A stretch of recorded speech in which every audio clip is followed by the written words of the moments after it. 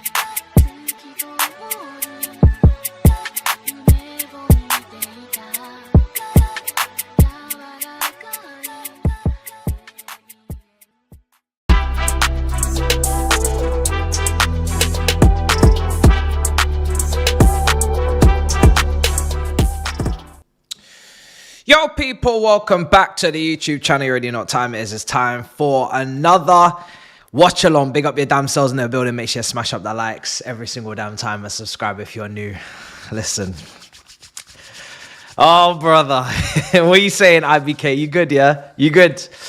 Oh, man. I don't know. I'm looking forward to the lineup, I'll be honest, because I've been thinking about it all day. We dropped the preview last night, of course, with Josh and George. If you missed that, you got to stay awoke. You got to stay awake, brother. You know, you never know when the collaborations will come. So Josh and George gave some very interesting answers for the striker position. I dropped my 2 cents. I'm not really sure about it. It's what I thought of. It's not probably a good idea, to be honest. I think George said Palmer, Josh said Netto, and I said Sancho. I just said Sancho. I said ball retention, link up, weight of pass, footballing IQ. That's all I had. Now, obviously, that means nothing when we're out wide trying to cross. I don't know. Let's see. We're in quite a predicament. No striker available. I guess Jackson shouldn't be out there because if he is, then maybe it's a risk. But I don't know what the finer details of that is really. How he is he okay? Could it be an academy kid? Washington is in Brazil. People have been asking me about Datro Fofana because he's come back from Turkey. Let me confirm to you, Datro Fofana is injured. Okay, he is injured. He's back because he's injured, and I'm pretty sure he's out till like May or June. Like it's not a short-term injury. He's out for quite a while. So there's no Datro Fofana. There's no Washington. Gue is obviously confirmed done, out. Felix is in AC Milan. So it's either maybe Nkunku or it's Palmer or it's a random academy kid maybe. I don't know. Let's see. So would you prefer beating Brighton today or in the league? It reminds me of a question that Josh asked me as well. Would you prefer to win the FA Cup or finish inside the Champions League spots? Let me know in the comments. Maybe let me run a poll. We shouldn't have to pick. What would you prefer? I need a trophy badly, I'll be real. I do need a trophy badly, guys. I feel like I'm on the edge. I probably would say a trophy. I think I told Josh a trophy as well. UCL qualification. Actually, I'm going to make this even more interesting. I'm going to go UCL and no Conference League win. So we lose in the Conference League, right? Okay, let me run that. What would you prefer? Let's see. Would you prefer the FA Cup or a Champions League qualification and no Conference League? We're not winning the cup. So that's trophyless, Champions League qualification or FA Cup. Yeah, for me, I'm taking the cup, man. We got to win. We got to win something. I think winning something, listen, obviously Champions League football is about the money and the status of the club and the pool of the club for players and yeah, all of that stuff. And I do miss it. I want it badly, as you know, that's one of my main objectives. But not winning a trophy for how many years? 3 years? That is equally as painful for me. You know, and our Wembley record is nasty. It's disgusting. It's dirt. Yeah, so we need to correct that as well. So I don't know, man. I don't know. It's a tough question. It's a tough question, but I've run the poll anyway. Let's see what you guys say. For me, I'm slightly going towards the FA Cup. I think trophies are always more important than top four finishes, man. Like you're not gonna remember finishing the top four. You will remember winning the FA Cup. I haven't forgotten a single FA Cup win that we've had. Whether it's Conte and Hazard, penalty against United, I believe, whether it's Lampard against Everton, long shot, whether it's Drogba against Man United, little clip over the keeper. You just don't forget the FA Cup wins. George and Josh were both actually referring to the Di Matteo long shot against Middlesbrough at Old Wembley. You just don't forget FA Cup wins. You don't forget trophies. So I'll probably go with those, man. And the team and the manager and the players, they badly need it. So, you know, they've not won anything. It's actually mad. They've not won a single thing. They've not picked up a single cup since the whole heap of them got here. It's crazy. So yeah, for me, that's what I'm going with. Let's see. But yeah, let's see. When's the team news dropping, guys? Is it in 3 minutes or so? Can't remember when the FA Cup lineups really drop. I didn't even really get to talk about the actual things I would have wanted to speak about in regards to maybe Josh Achampong starting, maybe Insamino, the Argentine Aaron centre-back, maybe he could play. I mean, he's not registered for the Conference League. So, obviously, Chalobah, Palmer, and the new kid, Matisse, he got registered as well. So, there's no Argentine Aaron. He didn't go on loan to Marseille. He's just here to train, it seems, for 6 months. Are we going to see him today? Probably not, because this is quite a difficult game away at Brighton. 7 p.m. Okay, cool. So it's just an hour before, like usual, like it used to be in the Premier League. So yeah, you're right. I don't want us to sleepwalk into a trophy drought. I think the drought's been going on for long enough, bro. Personally, I think it's gone on long enough. Last time we won a trophy was Club World Cup, world champions under Thomas Tuchel. Am I correct in saying that? I am. I believe that was around like December, wasn't it? December, we played that tournament, Winter World Cup. So that was just before the ownership came in. That was just before we got to the back-to-back cup finals, where we lost to Liverpool both times, I believe, on penalties. And then the year after is obviously ownership. They come in, Tuchel gets sacked. We don't win anything under Potter, Lampard. We don't win anything under Pochettino. And we're currently obviously actually expecting to win Conference League under Maresca. But yeah, man, it's been a while. Super Cup. So Super Cup was before that. I like to think the Super Cup final was usually like September, August. So we won that under Tuchel as well. So yeah, that was even before the Club World Cup. So the Club World Cup was the last trophy, 2022 December, exactly. Gold confetti falling from the sky. Yeah, that was it. Beautiful. It's been since then. It's 2025 now, guys. Yeah, it's 2025. We haven't won something since 2022. That's a disgrace. It's a disgrace. It's an actual disgrace. Yeah, oh my goodness. When you say it out loud, it's crazy. What are we doing here? Jesus, we need to get a move on, man. So, yeah, it's crazy. That's a long time to wait. I'm personally done waiting. I need something this season. 2025, we gotta cut that out. So yeah, let's see.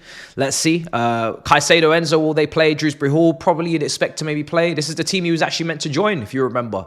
Dewsbury Hall was meant to be going to Brighton. I think he even agreed personal terms, and then we just came swooping in and took him. So this is a game he could play. He could start. Nkunku, guaranteed to start. Just hopefully not up front, but I would personally expect him to be up front today. Probably will be. What will be the wing pairing? Maybe Netto starts because he scored. But yeah, I do expect a strong lineup. The one thing I am looking at, in fact, is Jorgensen. Jorgensen, is he going to start in goal? Are we going to get 2 consecutive starts for him? I'm trying to see 3, 4, 5 consecutive starts. I think Sanchez should be benched for 3, 4 games on the trot. I want to see if this new keeper can build up some sort of momentum, some sort of confidence, some sort of form. So I'm hoping he starts. I think that goalkeeper thing is bigger than we think. We haven't really spoken about it that much because we've got a striker crisis. But that goalkeeper position in this lineup coming out in about 15 minutes is massive. Because he said Sanchez was rested. And I'm personally not trying to hear that. You don't rest the goalkeepers. Goalkeepers don't need rest, especially when there was a week in between the games. So he was kind of insinuating that he's resting him because he's going to start him as soon as Jorgensen's had his game, had his night out, had his day out in the sun. So I don't know. Let's hope that he gets back-to-back starts. That's kind of one of the big things I'm looking for. The lineups are out at 7, yeah. Then also you're looking at Levi Colwill. Does he start? Because we were talking about his individual errors, obviously, in the last couple of games. Maybe we just go back to Trevor Chalobah, Tosin, and then Reece James. Reece James hasn't been seen in training. People have been worrying about Reece James. Is Reece James available? Is he fit? Is he okay to play? I don't know what's going on. I don't know what's going on. I need confirmation on that as well. So we're waiting for a lot of news today, people. Waiting on a lot of news. What you shouldn't be waiting on is a VPN. Proton VPN, yeah? Scan the QR code. Link is in the description. You know what I mean? Make sure you sign up if you need a new VPN. If you've got a transfer to make, transfer over. Yeah, that's one thing you won't be waiting on. Much appreciated for them, as always, sponsoring this watch along. But yeah, listen, it's not easy. It's not easy. Mini injury crisis. We could call it that. I mean, it's business as usual, really. It was kind of a crisis when we had no injuries. It was a good crisis. We was like, hey, why is everybody fit? What's going on? Why is Lavia fit? Why is Fofana fit? Why is, Nkunku fit? Why is Pedro Neto fit? He's meant to have a record. What's going on here? That was a crisis. That was confusing. This is normal. This is business. You know what I mean? I understand. This is how we live. We usually have injuries. So if anything, this is business as usual for us. This is more familiar. It's much more familiar. We don't even have the rehabilitation lists. Do you remember when we used to get the lists of the rehabilitation? And they would list out every single player that's having every single issue under the sun and all of the amount of time they were out for. Where's that? We don't get that this season. It was such a weird trend, but it was becoming, part of the furniture. They've just got rid of it this season. I don't know why. So yeah, it's all crazy. I don't know what's going on. All right, let me see. Is there any news coming out before the lineups drop? Anything substantial? Obviously, Samuel Smith is actually trained as well, and he's arrived with the Chelsea squad. That's just been confirmed. So has Achampong, and so has Insamino as well, the Argentine centre-back, Aaron Argentine, and also Tyreek George has arrived as well. So we've got quite a few young players. Samuel Smith, I've been talking about a little bit on here as a player that I feel like can replace Renato Vega. He's a very good talent. You could maybe say he's the opposite to Achampong, just purely because he's playing on that left-hand side. But he's very big in stature, physically. He's imposing. He plays left back. He can play left side centre back. He can get forward. So he's a bit like Achampong. I think Achampong is also kind of like a right back / right side centre back. And I'll say Samuel Smith is like a left side centre back / a left back.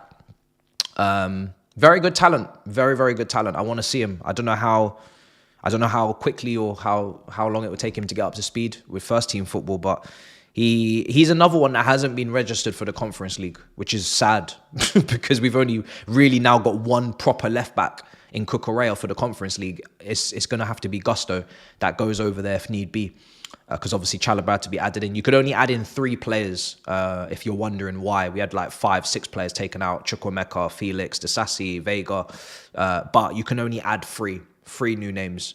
So we didn't get space for a left back. So I was hoping he would be the guy, to be honest, that would be involved in that new squad, but he's not. So now we just have to hope that we get through and then we get a really easy next round, 5th round draw. Maybe he can start, or, maybe we can rotate a bit more if we get like a really lower league team at home. Let's see. My namesake might start. Well, again, I said it in my video with the review of the window. People are being like, oh, you haven't watched enough of him. You're being harsh. This is not hypocrisy. I said, brothers, I'm just speaking on what's been reported. The manager has now come out and said, do not expect significant minutes for Matisse. I'm just going to call him Matisse. Do not expect significant minutes for me. I am not going to play many games. They said that to me. I joined the club. I'm excited about the project. I'm excited to go to Strasbourg in 6 months. I cannot wait. I've made friends with Caicedo in training. I'm running around. I've got my bib on. Manager has come out and said, do not expect significant minutes for me. For me. Man has not even let me touch the football. He just looked at me and judged. He will not be getting significant minutes. Can you imagine? Have not stepped past the white line. Have not come onto the pitch once. I've just signed my contract. I've put pen to paper. I'm here to impress. I'm here to impress.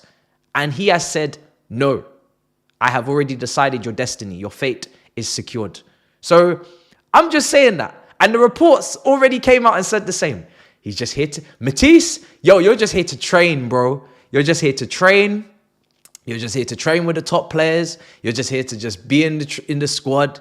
Just enjoy it, because you're not going to be here for long. Just 6 months, and we send you to France. I said, raw. I said, that's not really fair, is it? They say don't judge a book by its cover, but that's exactly what they've done. They've seen man's blind for a start. Man wears glasses. I said, yeah, Edgar Davids, hold bench. I said, all right, cool. So, listen, it's just facts. It's just what's being said. Don't shoot the messenger. I'm just saying what the manager said. You know what I mean? I'm just saying what the report said. My case was, and it's just logic. It's just an educated guess. My educated guess is if they had plans for me to play, if they really thought I had a chance, they would not have already signed a pre-agreement with Strasbourg for me to join them in 6 months. Surely, if they thought I had a chance, if I was ready, if I was even a little bit ready, they would say, okay, we're going to see how it goes over the next 6 months. We're going to play him, and then we'll see. They're not even doing that. They're not even doing that. They're just sending me away straight away. So, yeah, man, what can you do? What can you do? So, listen, I don't think he's not gonna play today. I can tell you now, he is not in the team today. He might be on the bench because we don't have many midfielders on the bench, because obviously Dewsbury Hall. Sometimes we've had no midfielders on the bench recently, but Dewsbury Hall will be on. It'll be between him, Enzo, and Caicedo for that two-man position on the pitch. Pivot, double pivot. This Matisse, he's not getting anywhere near. He's not getting anywhere near. So I should have really done a skit about it. You know what I mean? I should have signed the contract myself. I should have got mad excited that I was signing. I should have got gassed, rocked up, and then I should have just flashed the news on the screen and then just started crying. Just go and sit in a corner. You know what I mean? That's what I should have done. No lineups yet. 6 minutes to lineups, lest they drop early. Am I confident? I can't tell you until I see the lineup, because obviously when it was, we're going to talk about that in a minute. When it was the Newcastle game away, once I saw the lineup, because I said coming into that game, I was like, we have to take it seriously. Newcastle are a physical team. They're tough. They're at home. It's a night game. We cannot send the B team. We cannot. I know people are like, oh, but they deserve it. They've been beating Asma Attack and all of these teams, so they deserve it. We have to make them feel part of it. I said, no, we need to win the game. We need to go through. They're obviously in the final now. As soon as I saw the team sheet, I knew it. Long day. So let's see what the team sheet is. I hope Maresca's not going to try and take the piss here and rest and rotate and play the B team. If he does that, then obviously my confidence levels are completely different. So I need to see the team first, because I don't know what he's going to do. And I need to see who the striker is, because that's actually really interesting. I have no idea what's going to happen there. When is Football Manager 25 coming out? There is no Football Manager 25, brother. It cancelled. So 26 now is the next one that's going to be dropping. I don't know when. I'm pretty sure there is updates on the original game. They'll put updates out and they'll, boost it up and give it a little bit of love and attention. So it's not like they've just abandoned their community. But yeah, long story short, it's not good, bruv. It's not looking good. Right. Let's see. He had a knock. Yeah, with Jackson. Jackson's the only person I wouldn't risk. Like, I want a strong team today. I want the strongest possible team. But Jackson, if you've got a knock and Gu is out for weeks, maybe month, no. Jackson, you sit over there. We have to find the solution, and that's it. I'm not risking Jackson being injured for 2-3 months or whatever for this. Like, we just have to make do. We can't do that. We have to make do. So everybody else, though, I'm going strong start, strong 11. It got cancelled yet. Right. Let's see. Mr. Punani. Patrice Punani. You know what I mean? Reporting for Spy Sports. That's what it is, brother. Such a funny name. When I first thought of it, I just started cracking up laughing for like 10 minutes. Then I realized I'm going to say it when I'm on my own, but if I'm with the people, I can't say it. Because if I stand there in a suit with, and by the way, can we all just say, give credit, Spy Sports, that shit looks good. Yeah, that shit looks good. It looks hella professional. It sounds like Sky. So if they're not really listening, they're thinking, oh, we're on Sky Sports. I said, nah, brother, you're on Spy Sports. Hoodwinked them, took their lunch money, easy. And then, not only that, if I had said Patrice Punani reporting, brother, no one's gonna take me seriously. I gotta at least get a little bit into the thing before I start pissing about. So I couldn't use that name. Could not use that name. I had to leave that. And speaking of Muani's playing well for Juventus at the moment. Muani's playing well. He's doing a decent job. I think he's got quite a few goals already. So he's stuck in a penalty as well. So yeah, he's on form. He's on form. Maybe we should have got him on loan, to be fair. It's another one that we could have got. All right, that happened. I don't know when that transfer went through. Felt like a bit midway through the window. Right, 2 minutes to the lineups. Matis Amugu is probably going to be on the bench. He is there. I feel like we need to put a strong team out, man. And then if we got these other young kids and whatnot that we want to give minutes to, then it's up to the first 11 to dispatch of the game. Got to be like 2-3-0 up with 10 minutes to go. Actually, nah, 3. You got to be 3 goals clear, I'm afraid. I'm not even doing 2 goals. You got to be 3 goals clear. 15-10 to go. Then we can start thinking about giving minutes to people. But that's like very unrealistic to ask of being that clear. You know, Brighton are probably going to put up a fight. They lost 7-0 to be fair last weekend, so they should be playing with a chip on their shoulder. So, brother, listen, I'm just happy to be in the squad. You know what I mean? I'm happy to be in the squad. I'm just happy to be here. I don't need game time, man. I'm just happy to be here.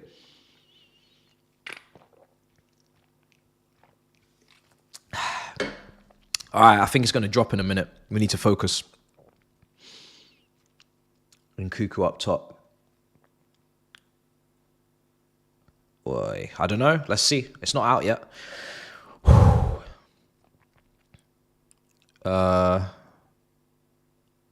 Come on, drop the lineups, man.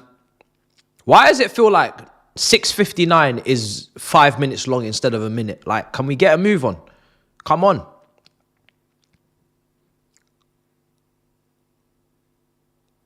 I saw the quote of Maresca. Oh, there, it's dropped. I saw the quote of Maresca saying he always wanted Felix. And I was like, bruh, how does that make sense? I've realized now the press conferences recently, you just have to take them with a pinch of salt. I think he was talking facts earlier on, but he's starting to lose his way a little bit. He's trying to keep up with what's going on.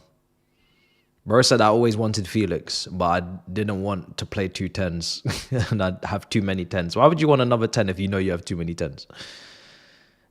Brother. Where's the lineups? Are they going to drop this shit or not? I'm still waiting. Oh, it's here. I've refreshed now. It's here. Oh, fuck. Fuck. Jesus Christ. We're never gonna get rid of this guy, man. We're never going to see heaven, are we? We're never gonna see heaven. I haven't even read the rest of it. I just saw his name and I just let all my emotions out. I couldn't hold it in. I just saw his name and I thought, why? Why? And you know what it is? I'm going to type out the rest. I'm not even saying the rest of the team right now because I can't believe this. You know what's mad? Is the Brighton fans are going to boo the absolute crap out of him. And it's just going to make him more nervous and give him the heebie-jeebies, more likely for him to make mistakes. Oh, we had 1 game from Jorgensen. We couldn't get another. What is his fascination, his infatuation with this damn goalkeeper? Why does he love him so much? There must be something going on. It just doesn't make any sense. Jorgensen didn't put really a foot wrong. The goal was unavoidable for him. It was an individual mistake from Colwell. Anyway. All right, let's just read out the 11 and then we'll get into the rest of it. It's just can't escape this guy, man. He's just inevitable. It's crazy. I remember when we used to have these problems with Willian, but the bar was far higher back then. That was when we was going for titles, and Willian was kind of like, for me, sometimes just in our way, because if we had like a Gareth Bale or someone of that ilk on that wing, with Hazard on the other, we would have won so much more. And Willian was kind of like the balance. The managers would say, oh, it's their balance and hard worker up and down, tactical balance and all that. So when we were that good, he was the guy, right? He was the guy. I was like, oh. And now the levels have dropped massively. But it's Sanchez. Sanchez is the guy. Sanchez is the guy. Can't beat this guy. The bench is very fun. Very fun. It's only as fun as we make the game, though. It's a bench that really, if we find ourselves in problems, this is not the bench you necessarily want to turn to. That's the type of bench it is. It does kind of highlight how many players we have out as well. Let's read out the teams. I'm going to put them on screen. I will get the Brighton team sorted as well, so you have to wait a couple of minutes. In goal is Sanchez. Everybody. Okay. Let's get that out of our systems. Robert Sanchez is back. Okay. Your first choice goalkeeper has returned to the starting 11. Then we go Gusto. Reece James is not in the squad. So all of this, not training, no pictures. Yeah, I don't know what's going on. Hope he's okay. But hey, if he's not, then we've already built up our immune systems for this moment. We know exactly how this goes down. Tosin, Chalobah, Cucurella, Caicedo, Dewsbury Hall comes in for Enzo Fernandez. So that's the change we spoke about could happen. Netto, Palmer, Sancho, Nkunku up front. Highly doubt it's going to be Palmer up front with Nkunku in the 10. That was something we discussed in the preview as something that could happen. Maybe Palmer plays false 9 as he did at home to Arsenal last season in a 2-2 draw. Nkunku plays just behind, yin and yang, back and forth. No, it's going to be Nkunku up front. We've seen it before. It's going to be Palmer in the 10. He wants him there and only there. Bench, Jorgensen, Colwell dropped, so or benched, or whatever you want to call it. Insamino, Argentine Aaron. Welcome. This is your one and only opportunity because I'll be real, you're not in the Conference League squad. I don't know if you're aware. Yeah. Achimpong, Samuel Smith, buzzing to see him. Matisse, I am here. I'm on the bench, guys. I am on the bench. I am not ready. I am not ready to play significant minutes, but I'm on the bench and I am more than happy to be here and I cannot wait to be a part of this project. George is on the bench and Madueke is on the bench. Who is the striker? Nobody. We don't have a striker on the bench. Okay, so that's it. That's it, guys. We don't have a striker on the bench. There's no striker. So, Nkunku, you better be fit. Like your life depends on it. You better stay fit. You know all them injury issues you used to have? Yeah, don't even think about it. Don't even think about it. You better stay fit because you are literally the only one left. There's no strikers in the squad. It's Nkunku and that's it. And he's not a striker. So this is the situation. Right, I've got the Brighton team. I'm going to type that out. Once I have that typed, I'm going to put everything on screen. I'm going to let you guys jibber-jabber in the chat. Discuss amongst yourselves what you think of all of these situations we find ourselves in. Where is our captain? Why is our captain out again? Where is our captain? Is he out injured? Where is he? We didn't get any confirmation on that yesterday, did we? It was a very short press conference. It lasted like 3 minutes. Where is our captain? Please tell me our captain is not out until mid-March, sitting with Lavia again in the medical room. I'm not going to even type this out in order because for some reason, Brighton have put out their team in some weird-ass order that doesn't make any sense in terms of positions played. And I am not going to rejig it because I know you guys want the stuff on screen ASAP. I think I know where everybody's going to be. I'll say it, verbalize it, but yeah, these lot are I don't know why teams do this. They just love being pain in the arses. Hinselwood starts as well. Okay. There we are. I think it will be Lamptey is starting at right back, I believe, potentially. Minter right wing, Matoma left wing, Welbeck up front, Baleba in midfield, Van Heck in centre back next to Dunk. I think Hinselwood will play midfield too. I think this might be a 3-5-2. I think this might be a 3-5-2, guys, or a 3-4-3 formation. I'm thinking Brighton are going to go Matoma left, Welbeck up front, Minter on the right. It will be Lamptey at wing back. I'm not sure what flank. I'm still figuring it out. They've got this Jorginho guy. Is that Jorginho Runter? Or maybe then he's up top with Welbeck. So, interesting.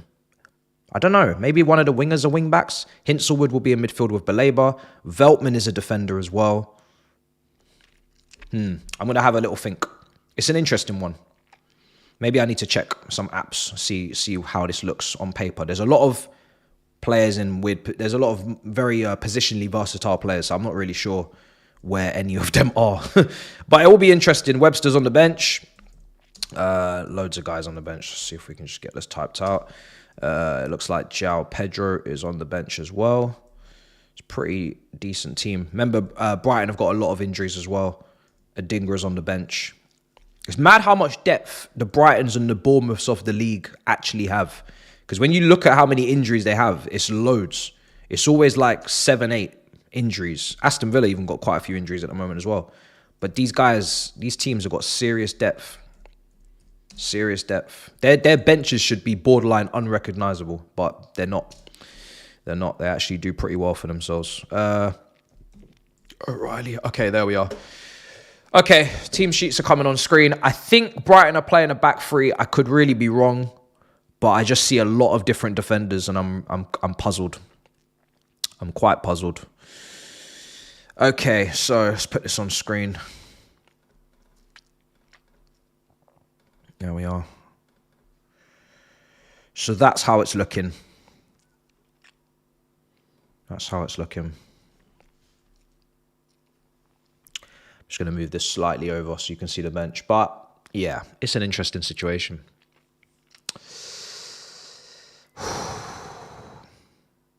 Quite worried. So you're saying Veltman right back, Lamptey left back, Dunk, and Van Heck in the middle. Potentially you're correct. I don't know why. Who was that other? Was it? Oh, so Hinselwood was throwing me off. Sometimes Hinselwood plays right back for Brighton, but I think he's playing midfield next to Baleba. So that would make sense. So what you're saying is a back four, then them two in front, and then you've got 4 attackers. So you've got Runter in the 10, you got Matoma on the left, Minter on the right, and Welbeck up front. That makes sense. So a 4-2-3-1 from Brighton. Most likely a 4-2-3-1. Pretty bold, pretty attacking. That will be the team. Adingra, winger on the bench. João Pedro, striker on the bench. Those are the 2 main threats. O'Reilly's there in midfield if you want. Webster, the centre-back's there as well. A couple other players. Yeah, 4-2-3-1. All right, cool. Ooh. Let me see what's going on. Super chats. Regular chats. Big up the chat. How much do you think Baleba will cost in the summer? He might not move. He's only been there for a short period of time, isn't it? How long has he been there for? This is not his first season, is it? Let me just check.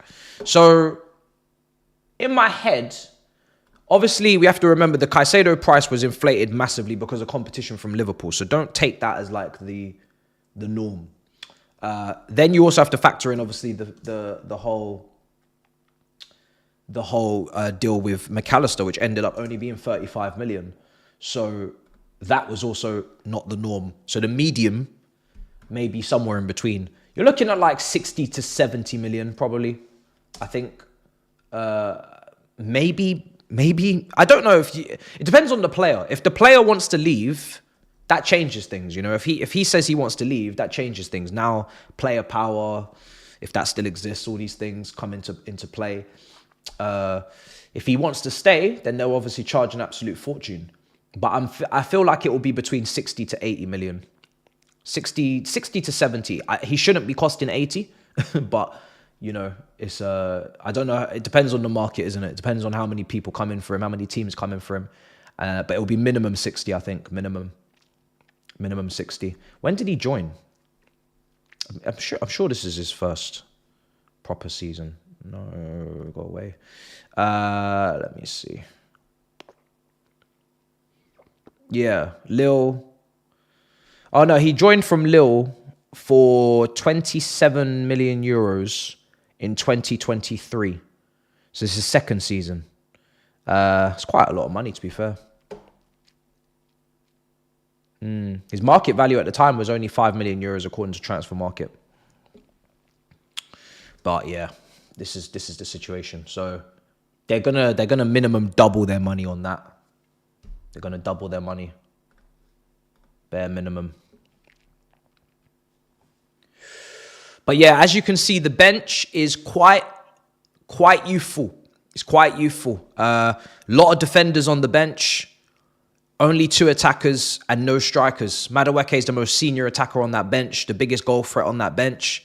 But this is the absolute. This is the true reflection of what we have. The only people missing, I believe, are Enzo Fernandez. He's missing from this. Who else is out from this? I think that's it. I think that's it really in terms of key players. Reece James, Lavia, of course, Fofana, but those are the triplets. Those are the injured triplets, unfortunately. So you got those 3 plus Enzo, Badiashile, who is meant to be back soon. But in terms of attack, that is all we have, guys, at the moment. Gue and Jackson are out. So yeah, that's what it is. Where's Enzo? You say Enzo's there? I ain't got Enzo on my. Is Enzo a sub? I didn't see him as a sub on the Chelsea. What Chelsea put out on Twitter. Maybe I missed it. Oh, he is there. Okay, cool. So Enzo is on the bench. Good. I was wondering what was going on there. I didn't see him the first time. All right, so cool. Enzo's on the bench. Enzo's on the bench. Oh, shit. What is going on here? Enzo. Okay, Enzo's on the bench. Cool. Cool. All right, well, that's fine. I think Dewsbury Hall for Enzo's fair. We saw Enzo kind of gassing out at the end of the West Ham game. People were criticising, obviously, him not getting back to stop the coulda shot. I think Tosin ended up blocking it. We know Enzo's not Caicedo. We know Enzo's not, he's not going to be able to cover ground in the same way. I think he's been brilliant over the winter period. He's one of the most consistent players over the poor form. But we know that he's more likely to gas out than Caicedo. So it's not a massive surprise to me. We should be able to take him off around 80 minutes, 75 minutes. If we're trying to, shore up a game, bring on someone a bit more defensive, a bit more solid in that sense. That's what we should be able to do. That's what we should be able to do. Mydryk, at this point, don't know what's going on there. I don't really know why we don't have results. And I think we do. I just think we don't want to make it public. So we have the results. So it's either one of two things.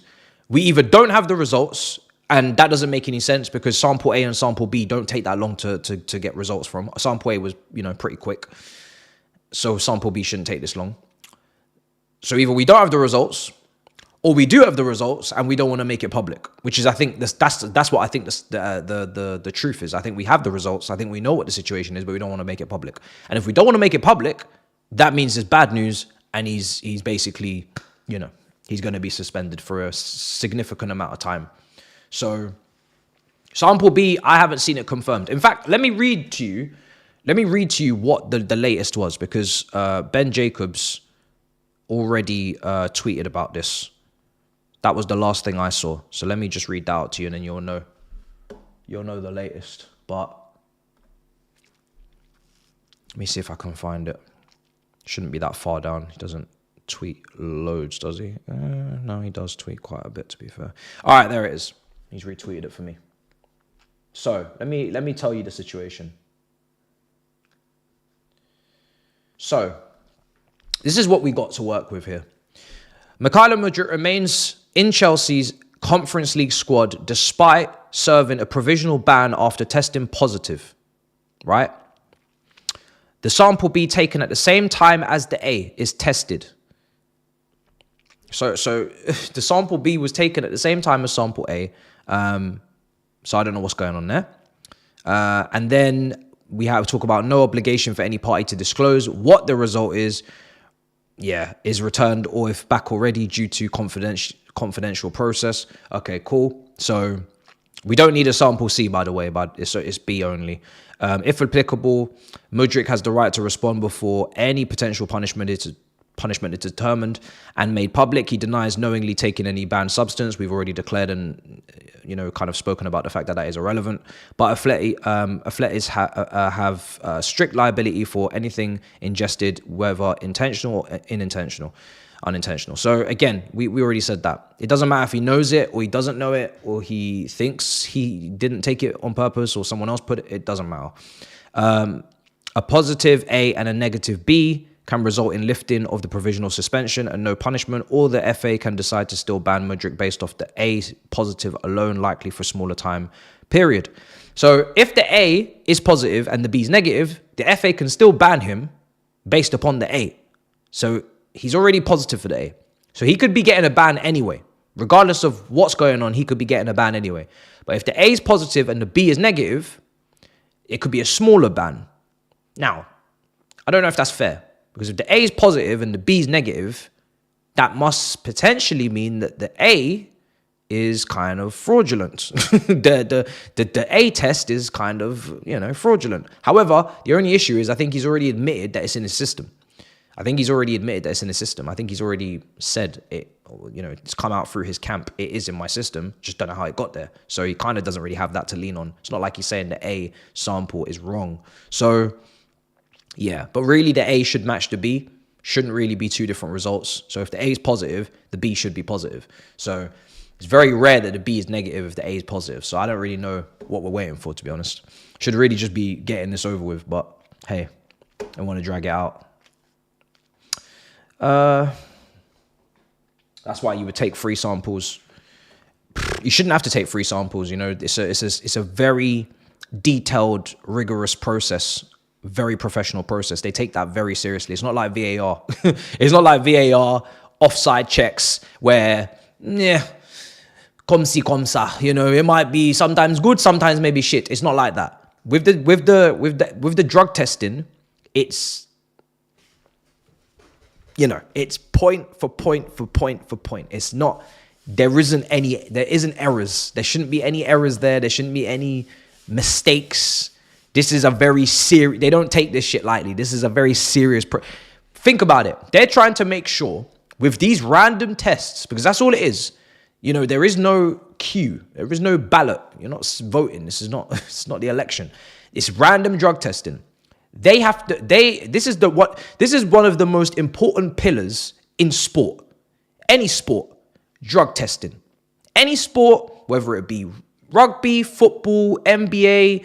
NFL, Formula One, the drug testing department is the most, if not one of the most important pillars in the sport. That is something you cannot get. Boxing, really important. UFC, you cannot get that wrong because you can't have people playing sport that are under the influence or enhanced by drugs. That completely puts the entire sport into disrepute. It just completely eradicates competition and fairness. And sportsmanship. Without fair drug testing, you don't have a sport. You just have anarchy, chaos. It's just ridiculous. So they can't get that wrong. So that's why I'm saying it's not like offside or it's up to, Howard Webb. No, it's like it has to be correct. It has to be on point. If they've made an error, someone's got to be sacked. If they made an error and they've messed about with the drug test, that they're going to have to retest a lot of people because whatever they're using is clearly giving, disproportionate, incorrect results. You can't have that. You can't be testing footballers for drugs and then one's got the wrong response, wrong answer. That's crazy. So yeah, for me, that's really kind of should be out of the question. I'm not even thinking for a second that would be wrong.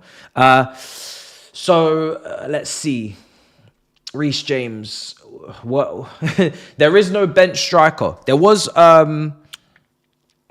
obviously talk. Maybe someone from the academy will be on the bench that plays up front. I don't know if someone should ask the manager. Right, today you've selected Nkunku up front. You've already publicly made it clear that Nkunku's not a striker. You don't really want to put him up there, but you had to misprofile him. So can I ask you on the follow-up? After Nkunku, who are you putting up front? Because you don't have any striker on the bench. Is it George? Is George go up front next? Like, we need to know these things because he came out and I feel, and I'm going to be honest, I feel he's speaking on behalf of the board. He's a head coach. He's not there to ruffle any feathers. It's not like Pochettino who's going to lash out at the end of the season or he's going to lash out in January and say we need a new spine. This is a head coach who was appointed by the directors for two reasons. One should be to play a certain way, a certain philosophy, a certain style system that they want from top to bottom at the club. He should be spearheading that. Two, and also very important, to speak on their behalf, to represent and say what they wish, basically articulate the overall kind of way that the club is going to move and approach things. And he has to align with them. If he doesn't, he's in deep shit. Simple. So he said the window, he's very happy. He said, we did everything we have to do. Bollocks. Absolute bollocks. I'm calling it. You can say it in the press all you want. No problem. But as far as I'm concerned, you don't have what you need. It's impossible for you to have what you need. It's literally impossible. You have no striker today. Today you have no striker.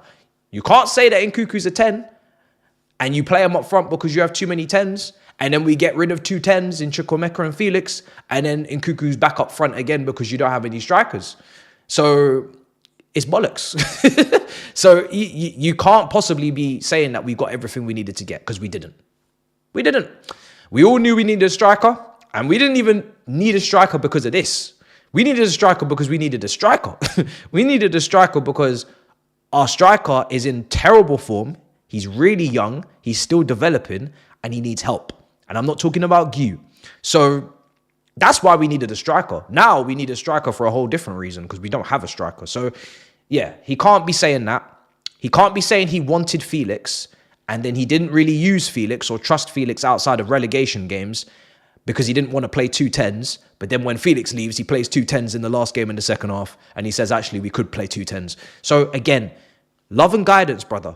But the lies, it's hard to lie and tell the truth. It's impossible, in fact. You can't lie and tell the truth at the same time. You certainly will get lost in the lies a lot quicker than you'll get lost telling the truth. So listen, it is what it is. He's going to say these things. It ain't going to make sense. It ain't going to add up. It ain't going to be consistent with what he said previously about certain things. So yeah, it is what it is. That's what happens when you get a head coach.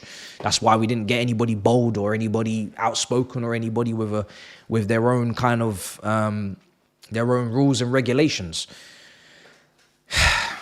I just hope that, with him doing all this, he impresses us, continues to make proactive changes. He continues to be tactically, hopefully on point and not make mistakes in that aspect. Then you can say whatever the hell you want. Just waffle, waffle all you want. As long as we're getting results and we're playing good football and the system and the tactics and the subs are all fine, you can waffle till the cows come home. If you're not winning games, if you're making mistakes with the tactics, if you haven't got the options that you need, but you said that you were okay with the options you had because the window was perfect, that's where we're going to have a problem. What you can't now say in 2 weeks' time is the squad's too thin, we don't have a striker, sorry, the team's gassing out. Because I'm going to remember before this game, you said, we don't have that many Premier League games left, so we're not really worried about gassing out. I'm really happy with the window. We got everything we needed, so I don't really mind about not having a striker. No excuses. That's all I'm saying. No excuses. Get the top four, get the results, handle the thing, because you've already said everything's cool. Now, if you had said everything's not cool and you actually spoke up and said, yo, you lot are taking the piss. Why you signing me Matisse, some 19-year-old brother from Saint Etienne with glasses? Why you signing me this Matisse brother who can't kick ball when I needed a striker? You could have called me out. You could have said, hey, why are you here? You said, yo, why is Matisse here? This brother stinks. This brother's an arse. This brother's shit. I would have not taken offense. You could have said that. I would have been cool. But you didn't say that. You said I'm here, so it's all right. You know what I mean? It is what it is. We're kicking off in 30 minutes. Yeah, Josh said Netto up front. That shocked me, man. That shocked me. But I mean, we may have to soon, you know. We may have to. Sanchez, super chat here. Sanchez must have secret access to Maresca's OnlyFans or something. How does this bum goalkeeper keep sneaking back into the team? He's gonna be man of the match for Brighton. Damn. Damn. There's a lot to unpackage there, you know. You said a lot.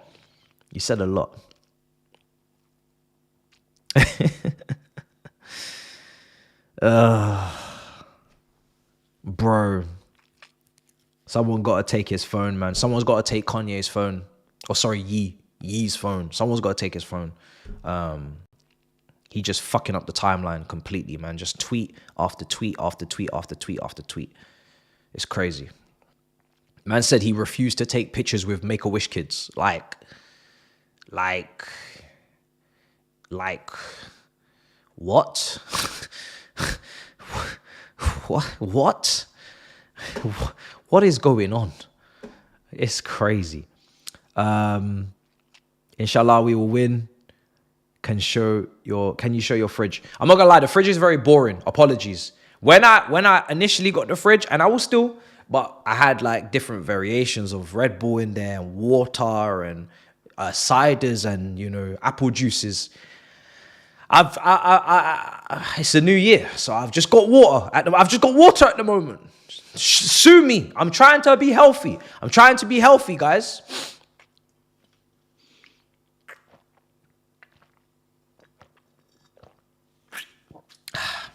Trying to be healthy. So, it's just water in there, okay? Now, we'll see how that goes, because I'm pretty sure it won't last, and there will be other things in the fridge, and then I'll show you, but...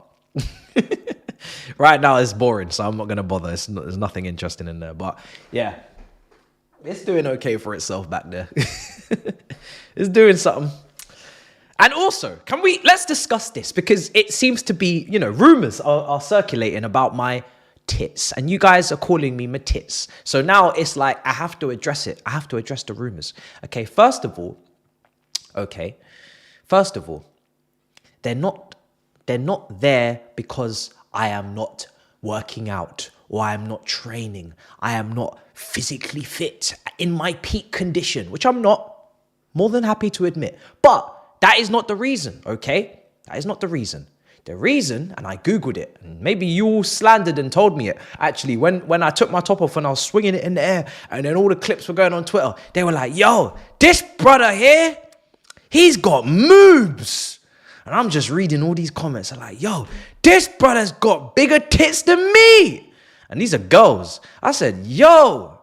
They're like, yo, this brother's got fucking boobs, bro. I said, wow. God damn. These people don't follow football content. They're just talking. This shit's gone to a different part of Twitter, you know. Like, they're just talking a lot over there. Making hella comments. I said, all right, cool. And then some other brother was like, yo, I think he got some gyno thing or some gyno. I said, brother, what the fuck is that? So I Googled that shit. I typed that shit into the Google search. That shit come up. I said, I got that shit. I definitely got that shit. So in fact, this is a medical condition, okay? It's a medical condition. And it is rude and frankly unacceptable, right? In 2025, to be mocking me for a medical condition. So you've all got to stop, I'm afraid. You've had your fun, you've had your jokes, but now I have been diagnosed with this issue. You are not going to make fun of me any longer, okay? This is a medical condition and it requires surgical removal and it's expensive. So it ain't going to happen right now. In fact, I'm going to get a little bit more out of this. I might go to the cup final, Newcastle, Liverpool. I might be a Geordie. I might take my top off. I might swing my tits around. I'm gonna milk it. Pardon the pun. I'm gonna milk it for a bit. And then once I've I've enjoyed my life, my style, I'm gonna get it. I'm gonna get it removed because it's not good. It's not good. But you need to think before you speak, guys. It's a medical condition. It's a medical condition.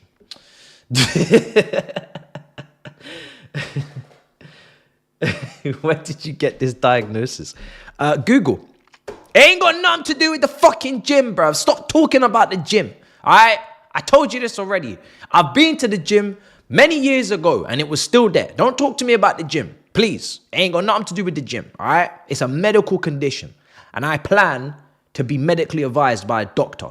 So, I don't want to hear none of this.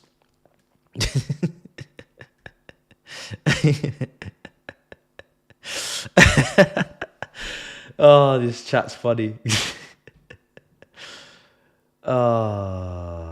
Brendan would say the same thing. Do you know what? I was saying on the watch along, I say, yo, Levi Cole, you got to get to the gym. You got to get to the gym. Because the way he was bodied, the way he was bundled over, I said, brother, you got to get to the gym. But the difference is with him, he works at the gym. Every day he goes to the gym because the gym's right there in the campus, in Cobham. The gym is there. I got a gym. It's a lovely gym, but I got a trek to it. It's a long trek. Sometimes it doesn't align, Sometimes we don't really want to go. But Colwell, the gym is right there on your doorstep. Every day you must lift weights because you were bodied. You were bodied. Thank you, Frank. It's clearly a medical condition. Matisse is skinny as fuck. Well done for laughing at yourself. Oh, I've been doing that since I was young, so don't worry about me. Don't worry about me. I am if you can take any sort of anything from me, is that I am blind, right? I am blind.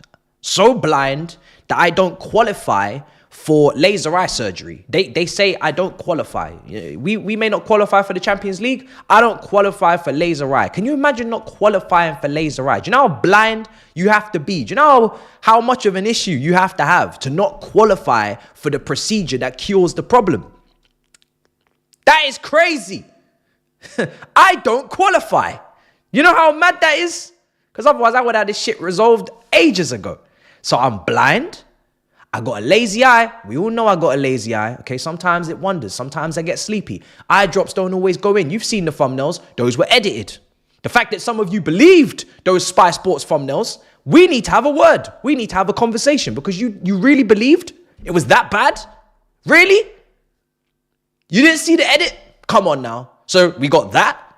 Then we now got this boob situation. If I can make it, guys, anyone can. Just remember that. I'm pretty sure I'm missing something out. Something else I'm missing. Oh, overbite. Had to get the Invisalign tooth taken out. Overbite over the... Brother? We had problems. So, if you... Now, I know there's many young men. I'm not really here to speak to women because I'm not going to lie, I don't have any expertise in that. You should seek other YouTuber advice. But for the men watching, young men watching, I know there's a lot of you here with some fucked up issues, all right? Don't try and sit on your keyboards running me down and laughing and clowning and keyboarding and shit. I know you got some fucked up problems in this chat. I can tell by just reading the way that you lot talk. You lot got some problems. But at least take inspiration. I have problems and I deal with them. I face them. I don't run from them. I don't get hurt when people say these things. I say them myself. If you say it yourself, they can't clown you. It's self-deprecation, I believe they call it. So look at these guys. I don't have anything wrong with me. I'm perfect. Shut up, you liar. Stop chatting shit, bruv. I know some madness going up in here. Don't even talk about my hairline because my hairline is fine. I'm not gonna lie. That's not something I'm willing to throw into this. We got other brothers, you know what I mean, that have some proper problems with their hairline. I'm not one of them. If I've got a problem, then damn. Most of football YouTube is finished. I'll tell you that. I don't need to name names. But if I've got a problem with my hairline, half of football YouTube are finished. Finished. In fact, all of you that wear caps, finished. Off the bat. I'm going to just say it as it is. Let me not even beat around the bush. Anybody wearing a cap all the time, you're finished. Yeah? You're finished. So I don't want to hear nothing from you. You're finished. Hey. There's a lot of them. You're finished. So that's not something I'm I'm not involved in that. My hairline is fine. I'm not going to lie. That's one thing I'm not involved in. I'm not involved. Oh, dear. It goes outside of football YouTube 100%. 100% KSI, brother. Listen, I've been watching you from when you were dressing up in all sorts of costumes and playing all sorts of FIFA. It's finished. It's finished. Let's be honest. It's finished. There's no turning back now. It's over. It's over. We know it. We know it. Everybody knows. You know, we know, everybody knows. It's done. It's done. Who else? Yeah. It's done.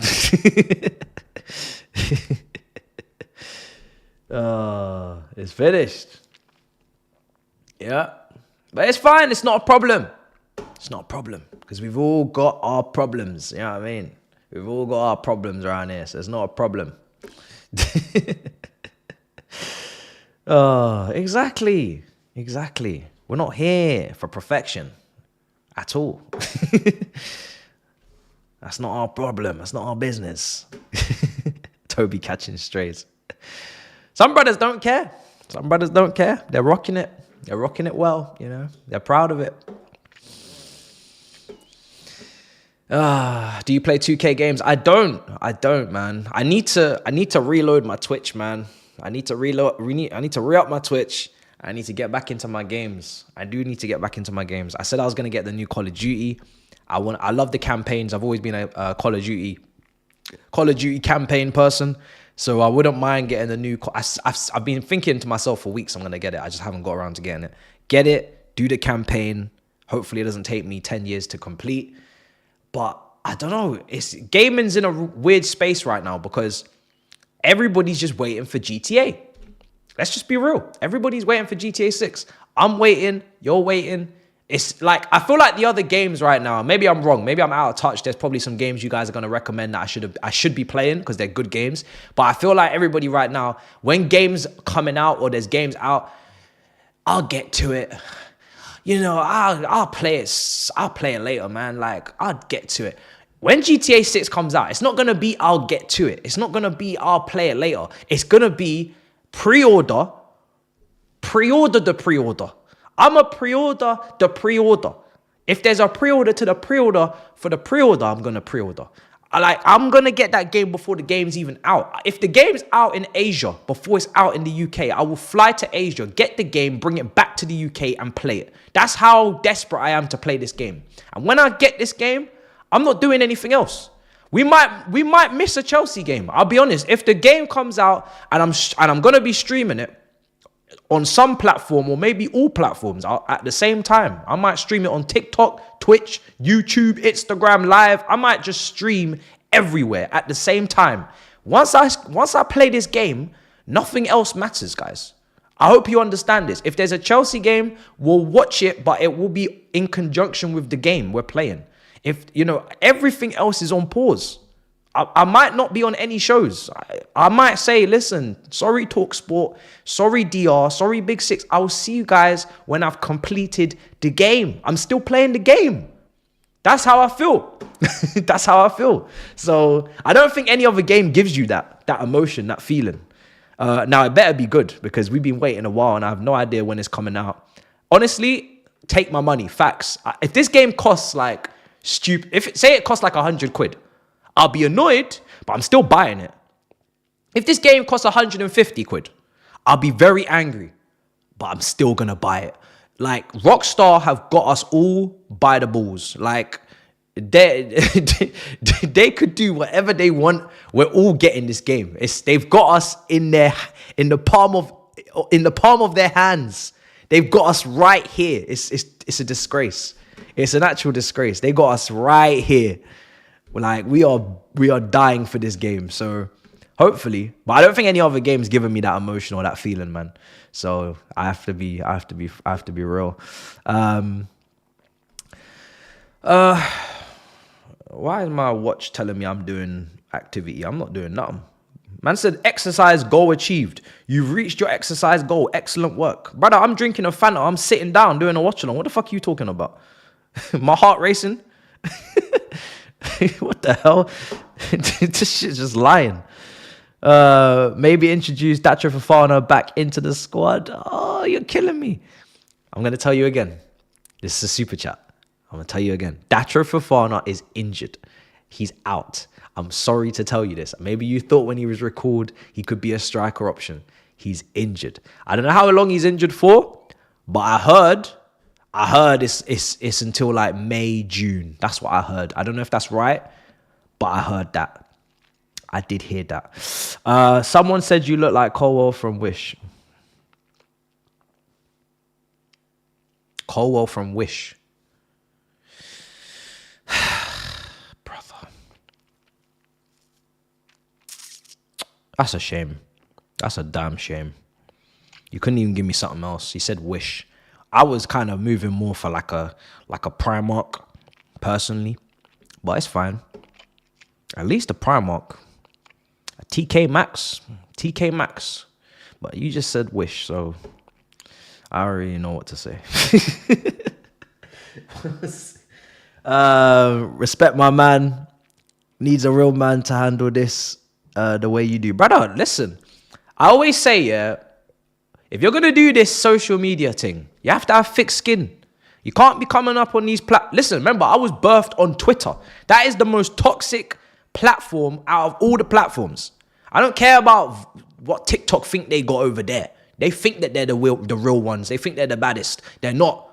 Twitter, and I'm talking more like 2015 to 2020 Twitter. That was a nasty place. I don't know, even now. I mean, it's always bad, but, you know, there's been moments where it's been worse than it is. Twitter is the end, be all and end all. I started there. I put videos there. I exposed myself there. So all that slander, all that shit that I got there, I said it before. I've said it on a podcast when I was doing a podcast. I was interviewed. There's nothing that YouTube can do to me. I'm not trying, you know, there's nothing here that can be done. I'm sorry. I've experienced it. There's nothing you can do here. You lot are lovely. you guys are lovely. You guys are great. In comparison to what goes on over there, this is nothing. This is beautiful. So, yeah, for me, I've already gone through it. And like I said, I grew up. I was in an all-boys school when I was in secondary school. I went to an all-boys school in Southeast London with the same defects with that I've told you about today. I was in an all-boys school in Southeast London. No girls, no distractions for the man them, just pure testosterone, fighting, and verbal abuse. So, like I said, Twitter and that, there's nothing that can happen here, I'm afraid. There's nothing. So we just here. We just living. Timu. Man said Timu. Oh, God. That's the new one, isn't it? That's the new one. So, yeah, it is what it is. You know, it is what it is. But, yeah, if you're gonna be here, you have to have thick skin. You can't be coming on social media, making content and not be ready for the trolls. You know, it just don't work. It don't work like that. You know. What are we doing? Where am I? I don't even tweet that much. I really should more. I actually prefer to like comment on other people's posts. It's just a habit I've got into. I have no idea why, but I feel like tweeting myself is a lot of effort. I have to think of something important that I need to say. Whereas if I just reply to other people's stuff, I don't need to think. I don't want to waste everybody's timeline with my tweeting unless I got something important to say. Yeah. This is the thing. Back to the game a little bit, but You have to remember, Brighton are coming off the back of a 7-0 loss to Nottingham Forest. They've had a whole week to prepare. Obviously, we have as well. But I'm expecting there to be some sort of response. Losing 7-0 in the Premier League to anyone, no matter who you are, is a disgrace. You know, you got to look at yourself. Really, that's a next level capitulation. So, and remember, they're middle of the table, so they're not playing for anything. Brighton are not gonna get Europe. It doesn't seem. They're not gonna get relegated. They're not in any battle. They're safe. So they're gonna be on the beach. They're already on the seaside. They're gonna be right on the beachfront in a few weeks. So this is it. You know, this is all they got. How far can they go in the FA Cup? This is it. Let's see. So this is a tough game, man. It's a tough game. So we have to remember. It's not like as if this is a team that got bigger priorities, staying in the league or something like that. They might rest and rotate themselves, or they might come in here, not really be asked. They got to respond. Their fans will demand that they respond. I think even the manager was under a bit of pressure after losing 7-0, to be honest. So, yeah. Bro, literally when you merely adopted the dark, I was born in it. Bro, I was born in there, bro. I was born in there, man. I was born in there, so yeah. I'm glad I was. I'm glad I was, you know what I mean? I've seen a lot of people leave this thing because of social media, trolls and all that. It depends on the environment you grew up. Like I said in the pod I was in, it was ages back. I put it on community if you saw it. But I said, yeah, your upbringing, your surroundings, your environment, that kind of dictates a lot of what you can handle and what you can withstand and, you know, what your limits are. If you haven't grown up in those environments or being in those situations, then obviously you're gonna be shocked when you see it or experience it, and then you're gonna fall. You know, you're gonna fall for sure. You're gonna fall. But if it's not your first rodeo, then you should be able to ride the horse. You know what I mean? So that's how it goes.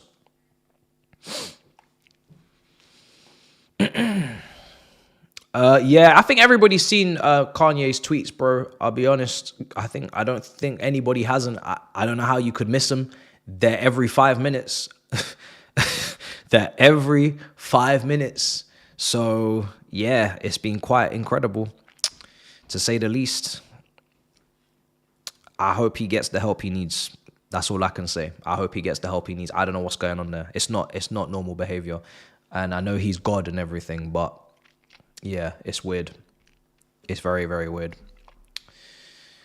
There's freedom of speech and there's all that stuff, and 100%, you know, say what's on your mind, but his shit ain't even making any sense. It ain't even making any sense. If you ain't seen it, then thank you don't need to see it. If you ain't seen it, then you don't need to see it. Don't look for it. Just enjoy your life. Just enjoy your life, you know. Let's see. 10 minutes to go until we kick off.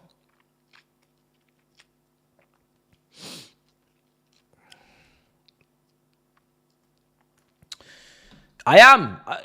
People think I'm not. I don't know why. I don't come off as posh or as privileged. I don't know why people think I'm not from ends. I was born in East London. I lived in Forest Gate. Then I lived in Manor Park. Then I lived in Beckton. Then I lived in Sydenham. I've lived in Annerley, which is near South Norwood. I've lived in Dulwich, which is maybe a nice area, but really it's just a couple roads and then it's not a nice area. If you know South London, you know it can go from Balham to Streatham in one street. So it ain't really like that.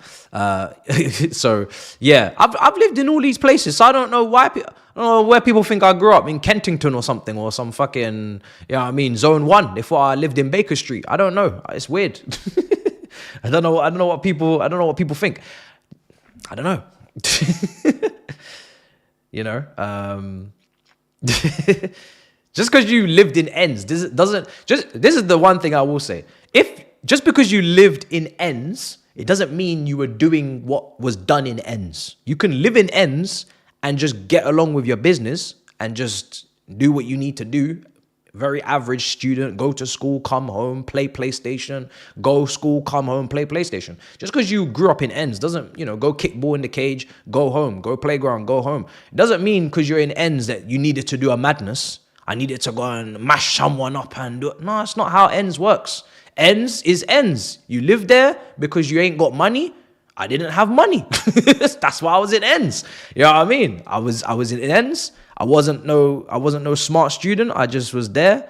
Any things that I saw that was against the law or things that were, trying to go to the dark side and do bad business, I didn't get involved. I said, sorry, sir, but I'm going home. I got to play FIFA. I got to play, I got to play Crash Bandicoots. That's it. I'm bye-byes. I go play football and that's it. I go Sunday League team, Lewisham Youth. I go kickball down there. Elmer's End, near there, Cage, near the big Tesco.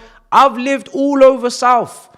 You should never question my South. You should never question it. You know what I mean? I know all about that. Bexley Heath, fireworks, all that. Greenwich, Deptford. Used to live in Deptford for 2 weeks in some moldy flat. I know all about South. You know what I mean? Let's not do this. And Ireland was like it was like going on a gap year for 5 years. But yeah, I wouldn't say I was good. I wasn't bad. It's just average. You know what I mean? I got detention like everybody else. I got detention, but I just didn't get excluded. There's levels to the game. You know what I mean? There's levels to the game. Some people get excluded. Some people just get detention. I just got detention. You know what I mean? I wanted to toe the line, but not completely cross the line. You know what I mean? Because if you cross the line, your mom's gonna beat the shit out of you, and that was not something I was willing to partake in. You know what I mean? I don't mind getting in trouble, but I'm not gonna get beats and all sorts of licks because of no. There's levels. You gotta make sure that you move correct. You know what I mean? I'm not trying to lose my life. I'm not trying to lose my life. So if people ask me, are you about that life? The answer is no. No, I'm not about that life. Actually, I would never claim to be. I'm not about that life. Whatever that life is that you're saying, I'm not about it. No, I'm not about that life, okay? I know a lot of people like to come on there and be like, oh yeah, I'm about that life. Before this, I was this. No, I was not. I'm not about it. Do not approach me. I'm not about it. Saeed voice note. What do you mean Saeed voice note? What's he saying? Oh, what's he saying? What's he saying? The only thing I sold was Lucozade, cookies, and donuts. Yeah? I didn't sell nothing else. And Kool-Aid.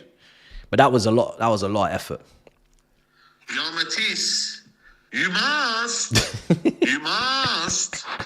Do not lose today. Oh my God. Is this guy okay? Listen, the only reason he is still here in this competition is because the linesman is literally blind. Blinder than a bat. That offside goal last night was an absolute travesty. They were getting bopped to Leicester. Let me voice note him back. Oh my days. This brother. Hold on a second. Brother! You were getting bopped to Leicestershire. You were getting bopped to Leicestershire, bro, at home. The only reason you went through is because the linesman didn't have his lenses in his headpiece. You should have gone out the cup to Leicester. Rude. Yeah? Rude. That's what you would have been saying. Only you would have been on the other side of things. You would have been the victims. You know what I mean? You should be quiet. Yeah? You should be quiet. This may be your cup. You may be the holders, but you are going out. I don't know who you draw next. Whoever it is, you will be out. Yeah? You man are awful. You are a disgrace. Terrible team. Yeah? Cheats, in fact. You man are cheats. Cheated Leicestershire. Yeah? How is it, bro? Honestly, I was watching a bit of that game. The way Leicester were passing this ball about, oh my God. You would have thought they were the home team. Like, it was crazy. I couldn't believe it. But then again, I did remember at home to Southampton, they got bopped. So it shouldn't really have been that much of a surprise to me. Because against Southampton, they were getting bopped. Absolutely bopped. So, yeah, man, it's crazy.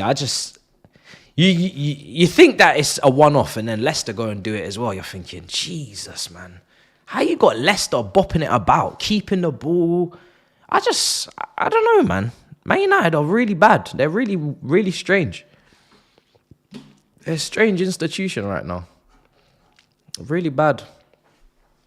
They're lucky, man. They got through. They're almost. Even if that had gone to like penalties or something. Even if it had gone to penalties, I feel like Leicester had something for them. I really do. I feel like Leicester had something for them. I really do. But they got away with it. What can you say? Got away with it. All right. I'm going to move that back. So, the game is kicking off in about 3 minutes. So, timer's going to be on screen. All that good stuff. And timer, what else do we need? I think we're good apart from that. Yeah, we're good.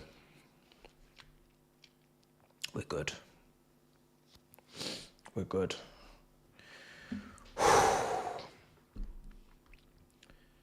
Okay. All right, cool. Big up to everybody watching. This is it now. This is it. We've had our fun. We've had our conversations, but now we're about to get into the thick of it. This is the game now.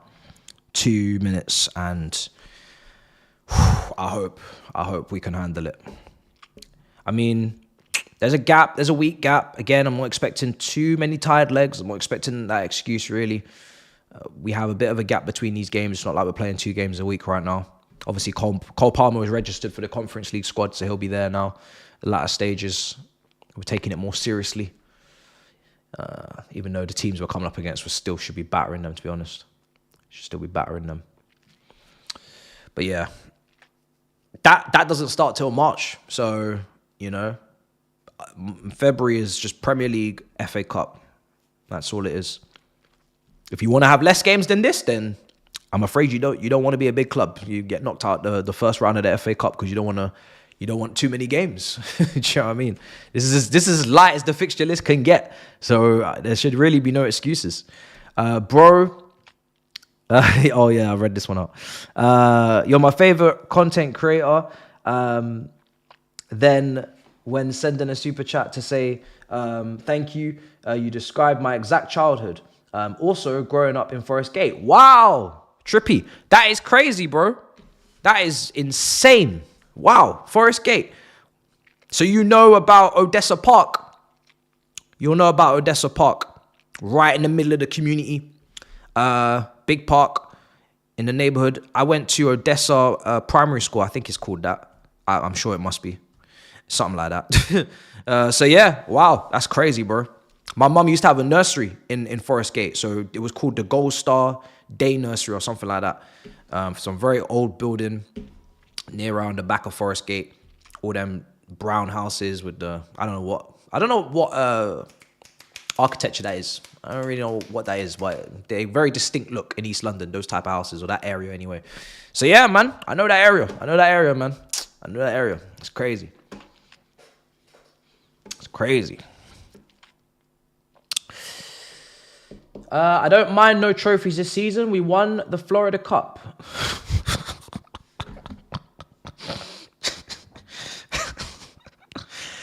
Oh, God. This brother said, I don't mind any trophies this season. We won the Florida fucking Cup. Oh, my God. Jesus, you got me there, I'll be real. I wasn't expecting that one. Anyway, we've kicked off. Enough shenanigans. Let me get the timer on screen. We've kicked off. Man, we're talking about Florida Cup 2023 and all sorts of nonsense. Jesus. Timer will be up on screen in a minute. I didn't even know, like, friendly competitions, they don't even stay in my mind for 2 seconds. I didn't even know we won the Florida Cup because I didn't take no note of it, I'll be honest. We probably did. But I did not pay any attention. Right. I think I'm refresh this because I'm a little bit behind. Perfect. Oh, we're bang on time if I can get this up now. Well, it might be a couple seconds back, but yeah, well, about 3-4 seconds off. I'll sort that out in a minute. But yeah, Chelsea have kicked off, minute and a half in. Let me just full screen. I like this black kit that we have, you know. I do like it. I hope, and I don't really think this is going to happen, but I hope that we keep the badge. The full badge. I know the lion on its own looks good, or maybe the away or the third, but I would like to keep the badge in its full entity of the badge for the home kit. Something tells me that won't be happening because every single club seems to be going down this minimalistic route where it's just a logo and there's no name, there's no writing, there's nothing. It's just the logo. I don't know how you guys feel about it. I do like seeing the name of the club just there. It's nice to see. Oh, before we had the CFC with the lion, that was nice. Back in the early 2000s and that. Oh, keep the ball, please. Let me just get back to chat. All right, we're in possession at the moment. Do I still rate the FA Cup? Absolutely, bro. Absolutely. I'll never shit on the FA Cup. I'll never dismiss it. I'll never undermine it. For me, massive. I really want it. I miss it. We haven't won one since 2018 under Antonio Conte. I think Hazard got a penalty. I think it was Man United we beat in the final. Correct me if I'm wrong. We've lost a lot of finals since then. Liverpool, Leicester, Arsenal. So it kills me. I miss it. I want to win it. So is it up there with Premier League? No. Is it up there with Champions League? Absolutely not. But it's important. Still very important to me. I'll never sack off the FA Cup and be like, oh yeah, well, who cares? No. Even when we were winning things, I was always, well, I wasn't really on YouTube as much when we was winning Prems, but Champions League, I was always saying, yo, there will be a time where we ain't winning stuff, so don't take it for granted. Don't take these trophies for granted, even the little ones, the Carabaos or whatever, because you never know when you're going to go on a run of not winning. Netto, play that, finish. Oh, the fucking... Do you know what? Oh. It's a good effort from Cole Palmer. The pass from Netto is bobbling. So because of that pass from Netto, I'm just seeing his Spanish defender. So because his pass now, which should be on the ground, there's no need for that to be in the air. Because of that, now someone's got to take an extra touch. And now it's just, you can't get the shot off. And then, yeah, now it ends up going Palmer. It's a good strike in the end, tipped over the bar. But that pass from Netto just needs to be along the ground. It's not just about passing it. It's about how you pass it, where you pass it, in front of someone, behind someone, on their stronger foot, on their weaker foot, the weight of it. This is the finer details. Passing it from A to B is you know, that's child's play. Are you actually going to pass it properly? If you don't get the attack sorted. Oh my God! Oh my God! Oh my God! For the second game running, Cole Palmer has scored the most fortuitous, lucky goal you'll ever get in your life. I don't know how on earth this has ended up in the back of the net. I'm expecting the keeper to claim this. And it's just gone in. I don't know who this brother is. I don't even know who this... I think he's from Belgium. Take short corner. It's worked around Palmer's onside, still onside, so there's no offside, there's no worry about that. Switch a play out to Palmer. First time cross, their keepers have an absolute howler. Oi! Switch a play from Sancho into Palmer. First time cross. He's obviously looking to get it across the goal for someone to get in the end of it. And it's the keeper. He's just got to be claiming that. That is shambolic. Hey, that is horrendous goalkeeping, man. But we will take it.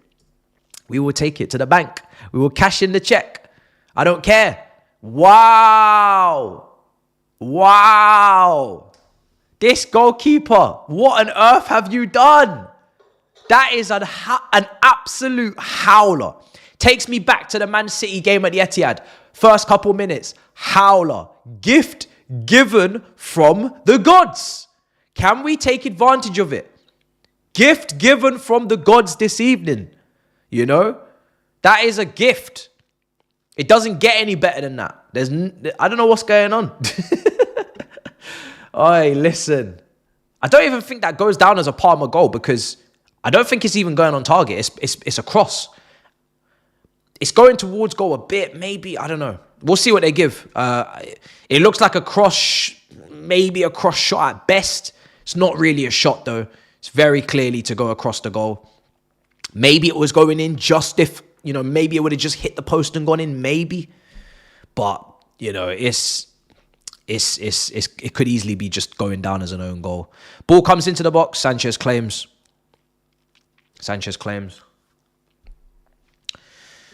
Oh, but let me know if it goes down as an own goal, if it goes down for Palmer. I wouldn't be surprised if it's down as an own goal because I don't know if it was really going in. If the keeper wasn't there and it was invisible, it doesn't feel like it was going in. It might have been really close. Might have just skimmed past the post, but I don't know if it was going in. Is it on target? Some people saying it's an own goal. Some people saying it's on target. I don't know. I need us to go through, man. Like, I actually, as much as we're not playing the greatest, I want us to play more games. I don't like this whole week in between games shit. Like, I'm a 2-game-a-week guy. I don't know about the squad. I don't know about you, man. But I'm a 2-game-a-week guy. I need 2 games a week. I like my games on the Saturday and I like my games on the Wednesday. That's my schedule. I like that. So all this 1 week in between games and nah, I'm not in it. I'm not involved. It reminds me of when we wasn't in Europe at all and we finished like 12th or whatever it was. We had 1 game a week. That was the worst season ever. Just having 1 game a week. Jesus Christ. Ugh, disgusting. So yeah, man. More FA Cup games, please. Bring the Conference League back. Bring me games, man. Bring me games. Man will be doing a watch along every 2 weeks at this rate. You know what I mean? It's crazy. 8 minutes. I will also, by the way, I will be doing the Carabao Cup final between Newcastle and Liverpool. That'll be my first rival watch along this season. I think the last one I did was a Manchester Derby for the Community Shield. So I'm going to do that game. Newcastle versus Liverpool. We're going to have a lot of fun. But yeah, I'll leave it at that.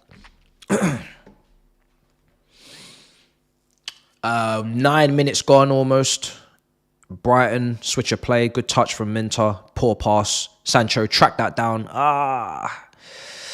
Here's a good tackle. Good tackle, Chalobah. Again, this is an opportunity for the centre-backs tossing. Chalobah, obviously Gusto's involved, Cucurella, but it's an opportunity for that back line to keep a clean sheet and try and keep Colwell out the team because he's obviously had his moments. So if they can keep a clean sheet, then I'll be obviously saying keep the same partnership for the next game. They played against Wolves. They were good, still conceded. So let's see if we can keep a clean sheet. But yeah, Sanchez has launched it. It's gone to nobody. I think Jason Still's injured, so that's why obviously this keeper's in goal. But under De Zerbi, I didn't know who the first choice keeper was anyway. Just rotated. It weren't Sanchez. It was someone else, but it weren't him.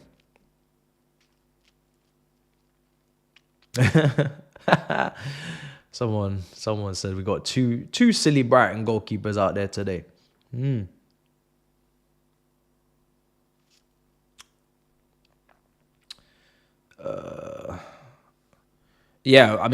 opinion, if you're asking for Sanchez in goal, I would have wanted Jorgensen to start 100%.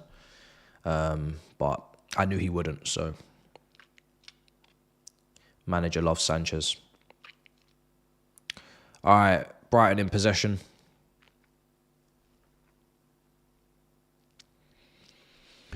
My prediction was a 2-1 win. Prediction was a 2-1 win. 10 minutes gone.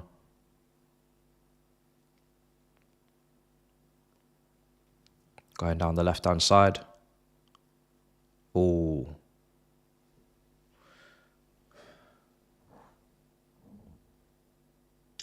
Big up, brother. Whereas Alexander says, much love from DC, my blue-blooded brother. Big up to you. Oh my God, what the fuck has happened? Oh, for fuck's sake. What the hell has happened here?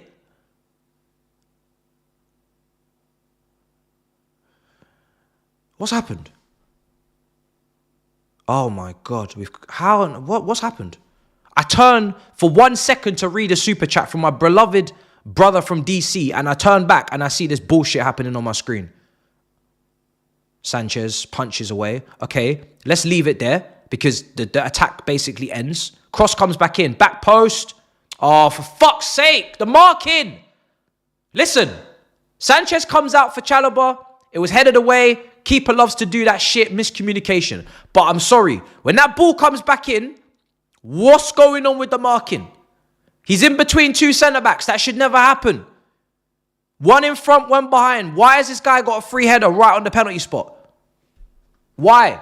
Where's the marking? It's not Sanchez's fault. If we conceded from the time he came out, different. Because that was, I don't know what he's doing, but he just does that shit, you know? You just have to just ignore him sometimes. He just does that shit. But that's not where the goal come from. Because whether he came out or not, Chalobah's still headering it in the same direction. But why on earth have we got nobody marking the striker? Why is he just on his own in front of the goal? That's poor marking. So again, this is what I'm saying. I said it a couple of minutes ago. I said, hey, if the centre-backs keep a clean sheet, if there's no errors, if there's good, competent defending, then we can leave Colwell out of this team for a couple of weeks. And a couple of minutes later, these defenders, these very same defenders, I'm afraid, shit defending. It's shit defending. If someone's got a free header on the penalty spot, even further closer to the penalty spot, right in the middle of the goal, and there's two of you there, no one's picked him up, no one's challenged him, he's unchallenged. It's not even like he's won the fight. He's unchallenged. It's a free header. Nobody near him. Nobody argy-bargy. Nobody in his line of sight. Nobody headbutting him, nothing. Just free header. Shit defending. No Levi Colwell today. This is what I'm saying, bro. The defenders are all just mad. The defenders are all mad. They're all crazy.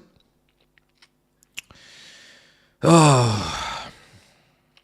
We all knew we'd concede anyway, so it's out our system already, isn't it?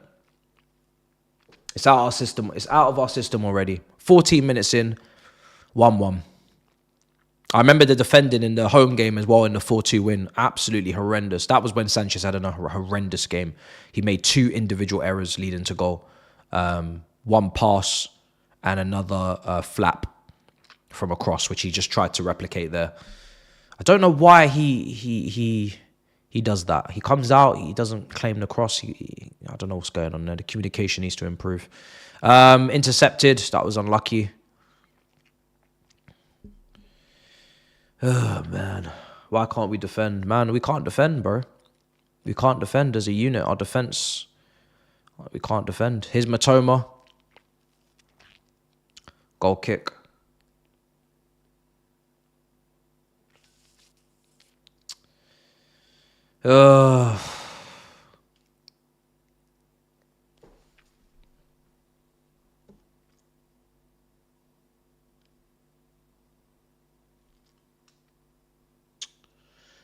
Oh, man.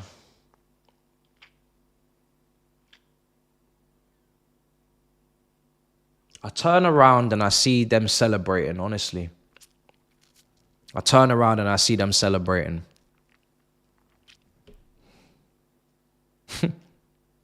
Crazy. I was literally reading out the super chat. I turn away for 2 seconds just to read the super chat coming in. Look back at the screen, and this brother's running to the corner flag celebrating. Oh, God.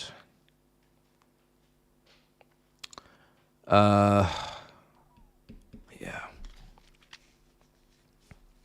Should have worn my third kit, actually, for this.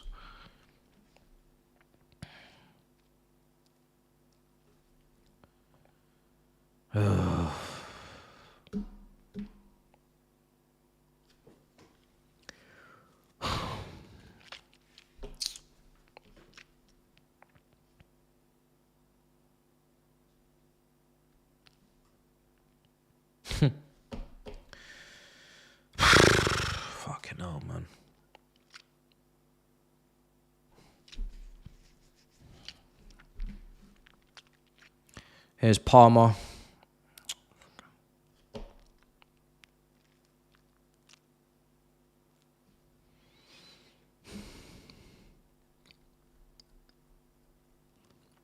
Gonna get another reminder today as to why I can't have an Nkunku up front. Here's Netto on the right.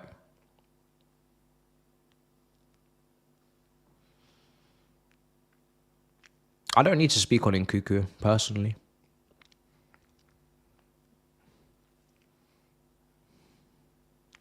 I feel like I'll just be repeating. Look how deep he is. The only person looking to break the lines and make runs in behind is Pedro Neto. Nkunku, now he's made a run. Palmer's also made a run. Netto as well. Just give it to Palmer, man. Always trying to cross. This guy loves crossing. He had Palmer there. Then he decided to square up his defender. Do not get past him and then cross and get it blocked. Palmer was always standing right there the whole time.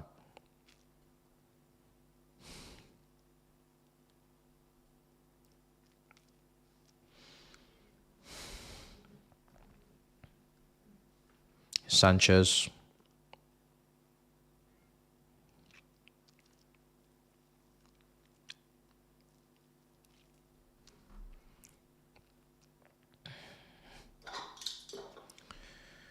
Gusto. Palmer. Oh, we've lost the ball. We've lost the ball.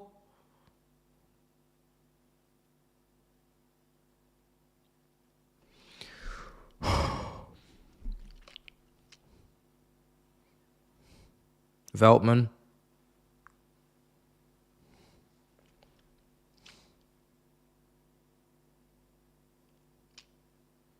We already look tired. Brighton just seemed to be in a quicker gear. Chalobah. Sanchez clears. Sancho. Bruh.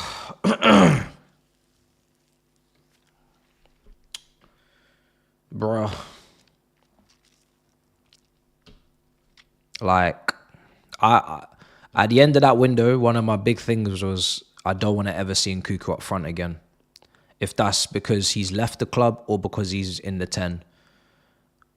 And yeah, it's only taken a week after the window closed and brother is back up front looking like a square peg in a round hole. He doesn't even want to be up there. He just wants to be deeper. You see how much he just drops in, even though he drops in too much. It's Caicedo. Please release the ball. Free kick.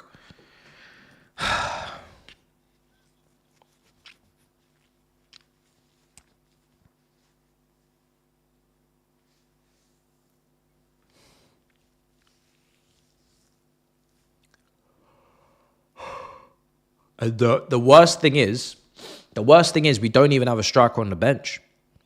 Like, at this point, I would have actually rather we kept Washington so we could play him in this game or play him up front. You know? I would have done that. I would actually rather start Washington up front than playing Nkunku out of position. I'd rather play Washington up front. He's obviously with Brazil, his national team anyway. But that's where I'm at. That's where I'm at. Here's Cucurella. Sancho, Cucurella again. Back to Sancho, good. Caicedo, Gusto. Neto's there, just give it to him, let's go. Palmer, show yourself. Show yourself. Oh, you're running away. Oh my fucking God. How the hell has Lamptey got the ball off you when he slipped over? No, it's not a free kick, brother. How have you not skinned him? He literally slipped. Man fell over and he still tackled you. How's that possible? It's not a foul, bro. Man fell over. All you had to do is go past him. All you had to do is just kick it past him.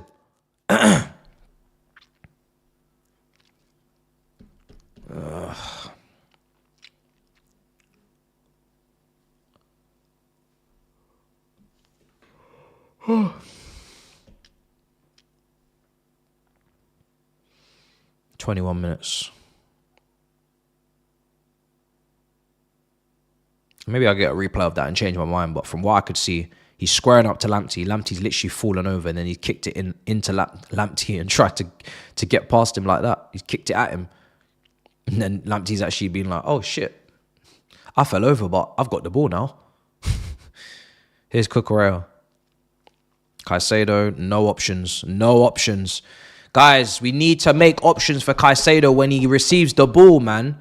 He should be able to pop that off one pass. Shouldn't even have to take a touch. Where's the options? By the way, yeah, Nkunku physically, nah. Not, again, this is another reason why I've never wanted him up front. Physically, he can't play the position. He's not physically strong enough to play up there. He's easily brushed off the ball right now.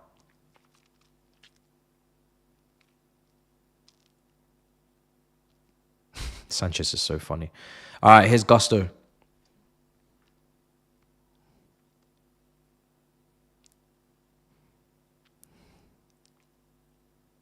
Cucurella. Oh, Sanchez falling over. I'm not going to lie, yeah. We're looking like we're going to do something stupid in a minute. I can smell the stupidity from here.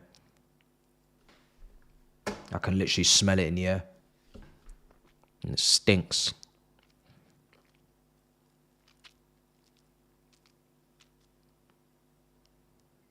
The youngest team in the country looking hella tired, bruh. Looking tired.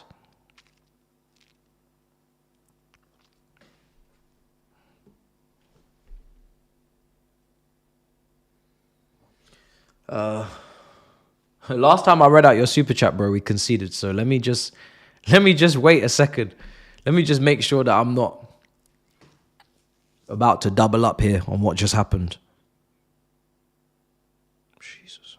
Good. Palmer, you're off. You're off. You're off. You're off. You're off. You're off. Palmer, you're off. You're off. You're offside.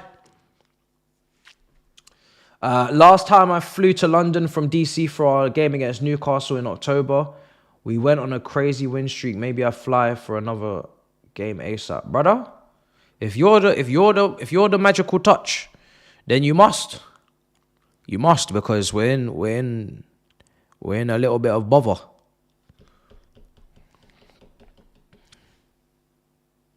Got some tough games coming up. Got Brighton again, actually, and then Villa. And then we got some nice games, and then it's a madness after that. Then we really have to lock in. Southampton at home and Leicester at home, that's 6 points. I actually wish I could say that needs to be 9 points. You need to find more than 6 points. You need to be winning 3 games from 2. That's how much I expect us to win those games. You need to get extra points. You know what I mean? You better get an extra point, get the goal difference up or something. That's how easy them games need to be. Because if we drop points to them lot, it's crazy. But I'm not even thinking that it's possible. Because, yeah, it just can't happen. Can't happen.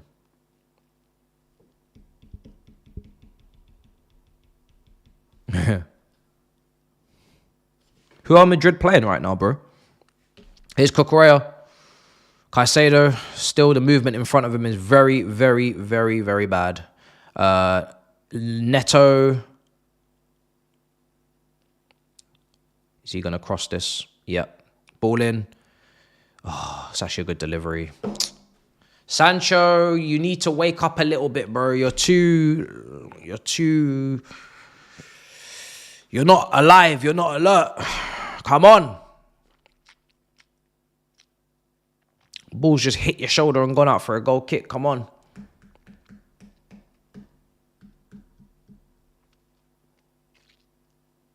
Oh, it's the Madrid Derby. That's crazy. Where are Atletico in the league? And who's at home in this game? Good inception. Well done, Dewsbury Hall. Well done. Now play it. Nice. Palmer. Netto. Thank you.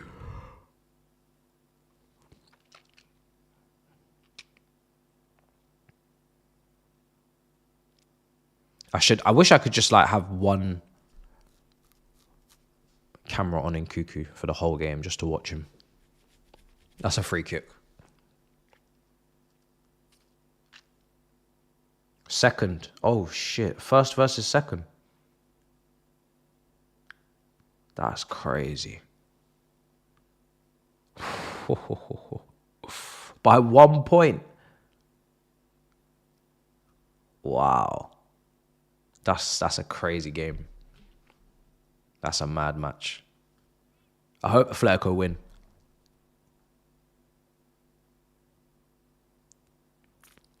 Be good for the title race.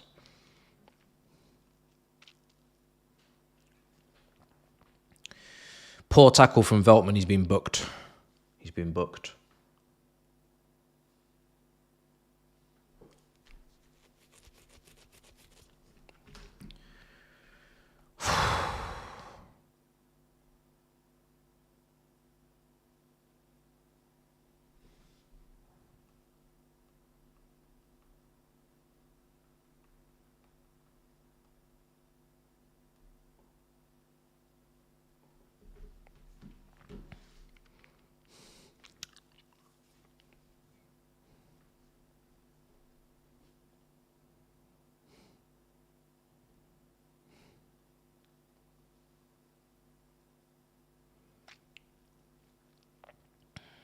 It's Caicedo, free kick.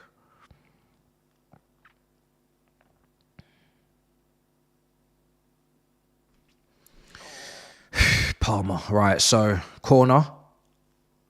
Can we make it count? Tosin is maybe the only guy you could say. Chalobah as well. Try and attack it. We can get a good delivery in, but again, if Reece James ain't taking the corners, the delivery is a bit suspect.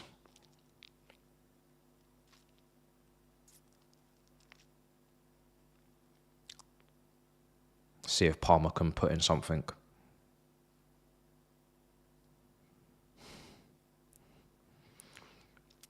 Ball in, headed away.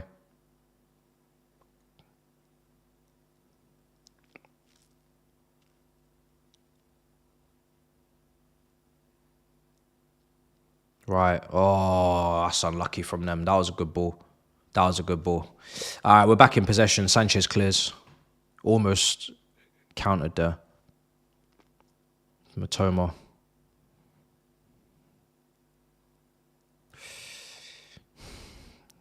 Jesus Christ, that's poor from Lamptey. Very poor. Just passed out of touch. I thought he was meant to be moving abroad, Lamptey, for like $1 million to like Ajax or something. But I guess the deal didn't go through.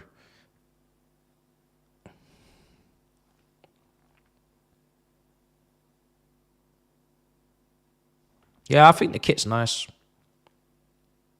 It's nice. It's not bad at all.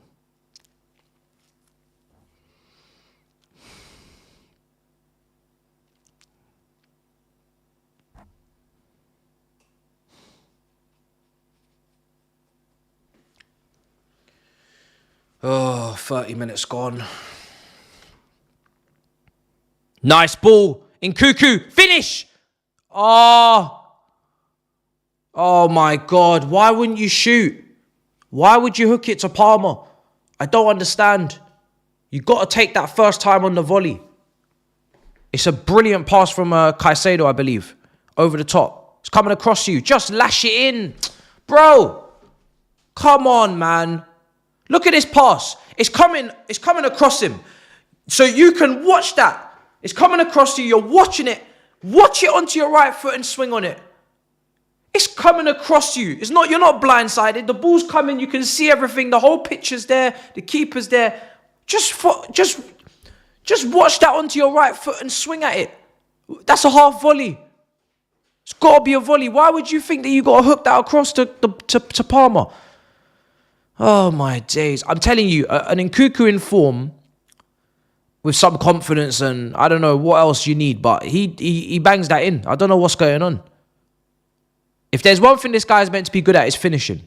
We know the hold up play up front and the pressing and all that rubbish. He ain't got that. But when it comes to finishing, this guy's meant to be one of the best finishers at the club.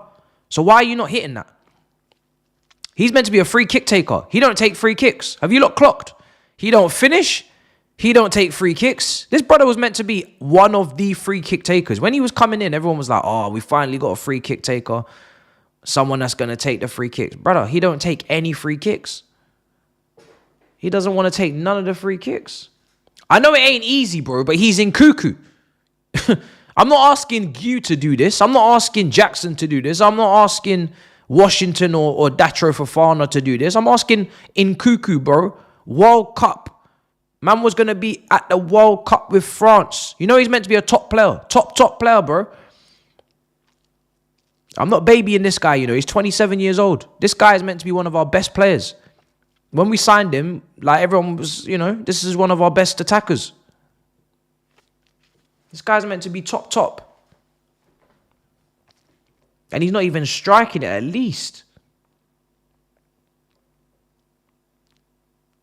I don't think he wants to take it, bro, because, well, unless he's not taking them well in training. But I remember at Leipzig, he was slapping him free kicks. So either he's not taking them well in training, and then obviously you're not going to be in the pecking order to take them in the game, or he just doesn't want to take them. But he should be on the list to take free kicks. It's not like we have bare good free kick takers. We ain't got none, really. We've got Palmer, okay, cool. Palmer can take one. We don't really have, you know, loads of people queuing up to take free kicks. So he should be on him.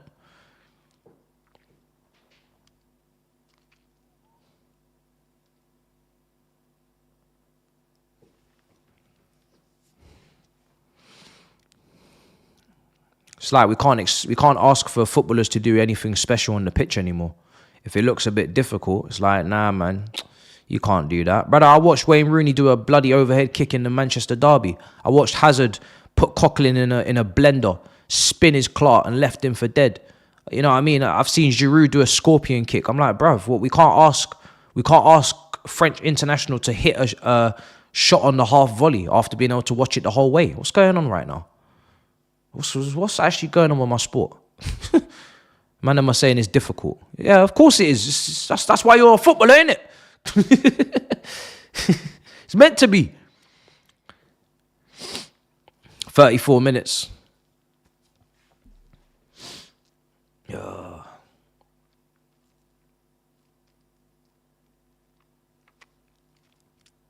10 minutes half time now.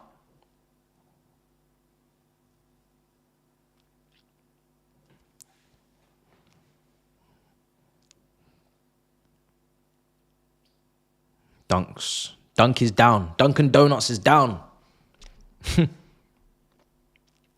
Dunkin' Donuts is down.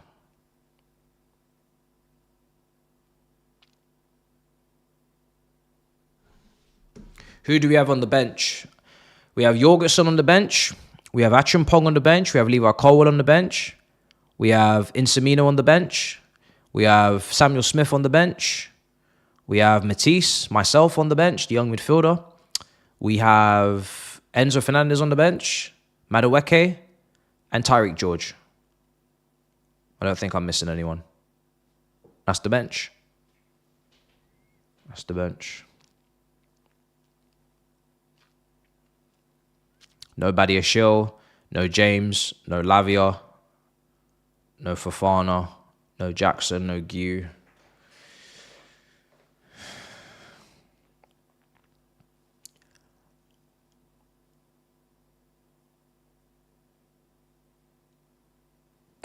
Yeah.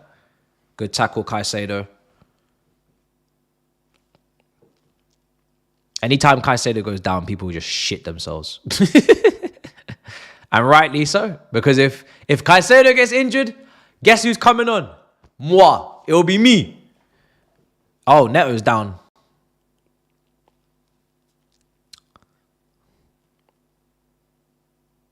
Oh, for fuck's sake. He's done it to himself, so something's gone on there. He's definitely coming off. Yeah, what's happened there? He's coming off. What's happened? I don't even know how. All right, well, Madueke is coming on now. Do you see how bare bones our squad is now? When we got a few injuries and it's peak. It's peak. We've gone from having the best depth in all the wide world. Now, right now, it's crazy. It's crazy.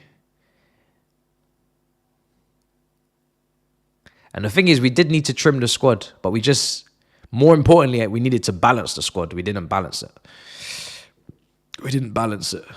Palmer's celebration says it all. That brother said, yo, I don't think I can even claim that one.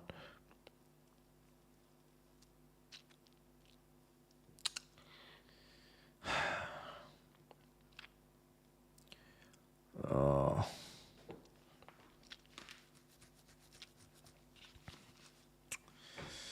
Madoweke.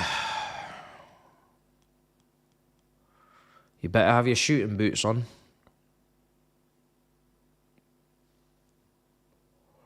Yeah. Yep. Netto basically injured himself. He wasn't touched. So he's pulled up with something.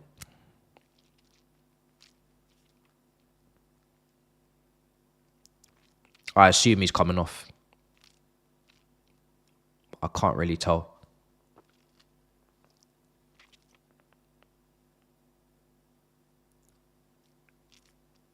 Yeah, I think he's off. Is he? Is he fine? Okay. Looks like he's fine.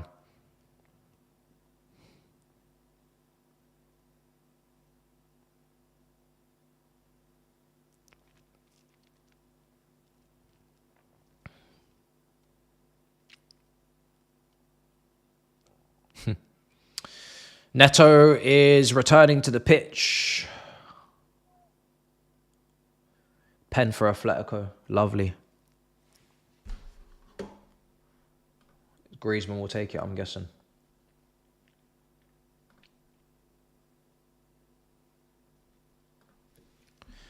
Here is left-hand side Matoma. Brighton in possession. About 7 minutes plus injury time until half-time, guys. Brighton 1, Chelsea 1.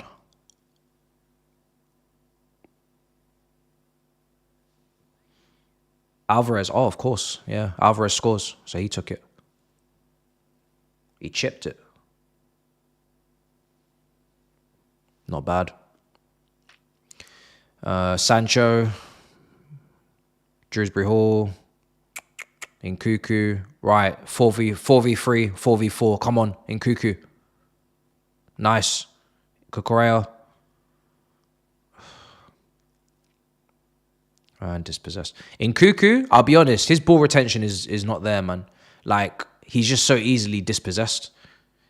He's so easily dispossessed. I don't know what it is. He just looks so weak. He looks, and it's weird because when he first came over to England, I thought he'd be quite strong. I thought, he's going to be quite strong. Should be pretty good to hold the ball. He just looks so fragile, look weak, easily dispossessed, easily bundled. I don't know, it's weird. And I'm not even talking about position now because he's got it on the left. And Minter is the winger. But look how easily Minter just gets his foot in front of Nkunku, just wins the ball. It's not a free kick. It's just so easy. He's a winger. It wasn't even a free kick. If they've given a free kick for that, then this referee's blind. I'll take it. But when you see the replay close up, Minter's not fouled him. Minter has literally just put his foot in front of him. He's got the ball. And that's a winger. Yeah, he's been tackled quite easily. He's not using his body to shield the ball. There's no resistance there. There's nothing. It's just take the ball. Easy. You're going to have the ball off me, no problem. Dispossessed. I don't know what's going on. Honestly. Don't know what's going on.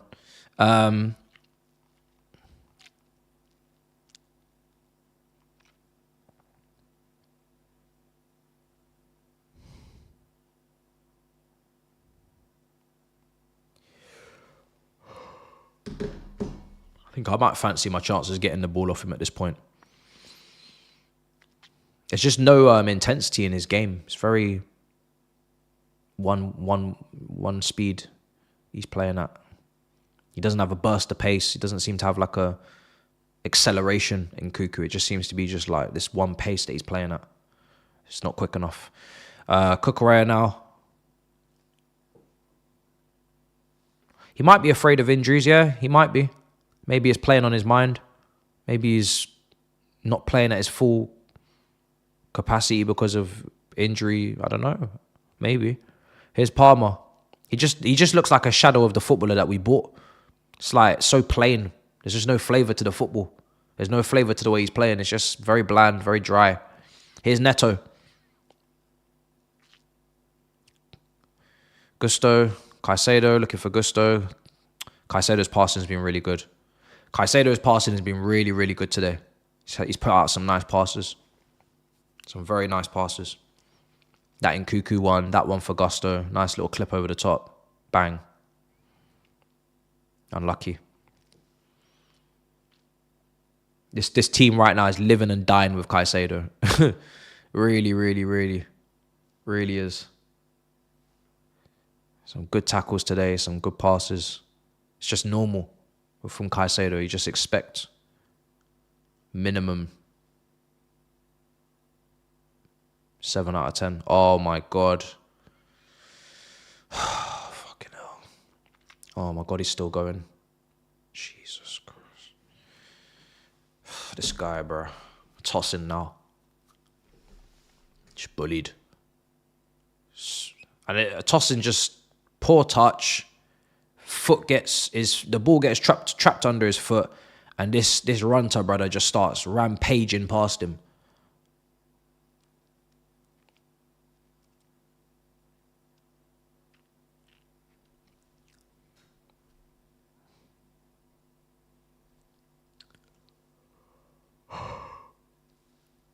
We got a corner. That's what I'm saying with our centre-backs, guys. They're all a little bit loosey-goosey at times.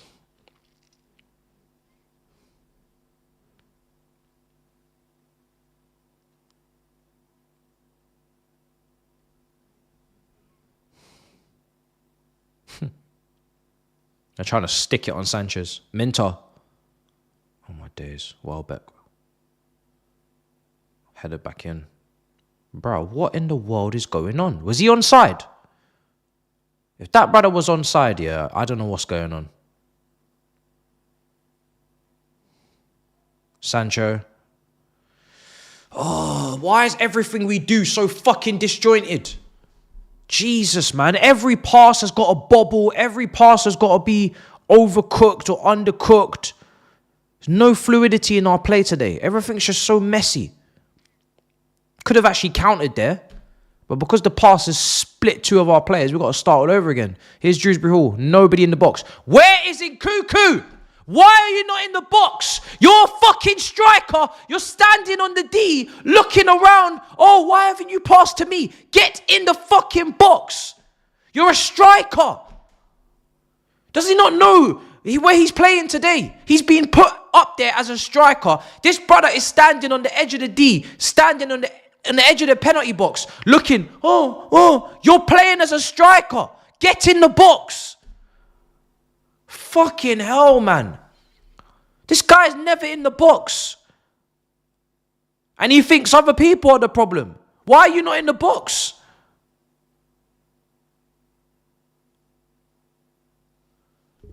I swear it's like this brother thinks he's playing in the 10 today. So he didn't get the memo. Goodness gracious me, man. Goodness gracious me, man. Nobody in the box. Imagine Dewsbury Hall's taking this ball down, right? You know, when Brighton go forward, they got two people in the box because Runter, the 10, is making sure he's in the box for the crosses, as we saw for the goal, and they've got Welbeck. We don't have anybody in the box. I should have Nkunku in there by default, and then I should have maybe Palmer or whoever else coming in as well. I don't have nobody in the box. I've got nobody in the box. The guy that's up front is looking for the ball outside of the box. When we have the ball in the box, Dewsbury Hall brings it down. We're in the box. We've entered the box. Right now, there should be a striker in line with Dewsbury Hall, slightly onside, slightly behind him. So Dewsbury Hall can just flash that ball across the box and we can capitalize off of a high line or off lapse of concentration. This brother is standing on the fucking D, looking around. Why are you not passing to me? Brother, if you... Jesus. Stop playing this guy up front, man. I know we ain't got no choice today, but we need to find a different solution. Get one of the academy brothers that play up front and let them play up front, because at least they're going to take up the right positions. They might not finish. They might be a bit raw, but at least they're going to be in the right positions. I'd rather miss chances than not have any chances at all, because this is stupid. This guy can't play up front, man. Tired of saying it. This brother cannot play up front. He's got no understanding of the position whatsoever. He doesn't know where he's meant to be. Man's just chilling. I know he doesn't play striker, bro, but this is what I'm saying. But what I'm trying to tell you is that I've seen players at my football club who have had to play out of position. But once you're out of position, you've got to play the position you're in. If Hudson-Odoi is used as a wing back and he doesn't track his man, we say, why didn't you track your man? You're playing as a wing back today. We don't say you're a winger. That's why he didn't track his man, because he thought he was a winger. You know where you're playing, right? So play the position you're playing. You're not going to play it as well as the 10. I know that. I know you're going to have problems, but play your position. Don't play somebody else's position. Play your position, the position that you're in. I've seen many people play out of position at this football club. I've seen SCN play right back. I've seen SCN play centre back. I've seen people play wing back that are not wing backs. Play where the manager put you. If you don't play well, we'll talk about it later. But if you are a striker, I don't care if your name's Tosin or your name's fucking Jorgensen or you're damn well, I don't care who you are. If you're up front, you're up front. Simple. You're up front. So play up front. Because I need someone in the box. I can't have nobody in the box. It's ridiculous. Can't have nobody in the box, man.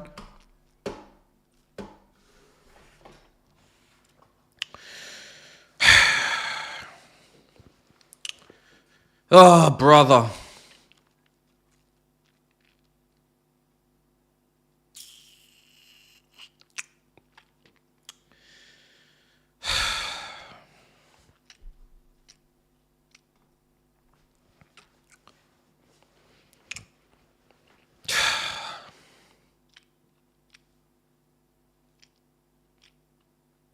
People say I'm waffling. I'm just asking someone to do the best they can do in the position that they're playing in. I know they're out of position, but you got to sack it up. You got to try your best. Not being in the box when we're attacking is not you trying your best, because that's just a lack of effort, because you need to be sprinting into that box. You need to be sprinting into that box. Yeah?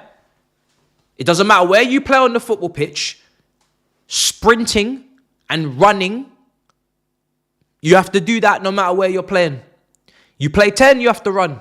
You play right back, you have to run. You play left back, you have to run. You play right wing, goalkeeper, wherever you play, maybe not goalkeeper, but apart from that, any outfield position, you got to run. Sweeper keeper, sometimes you will have to run as a goalkeeper. So what is stopping you from running into the box? In fact, this is not even like a creative 10 like a Mata or a David Silva or a,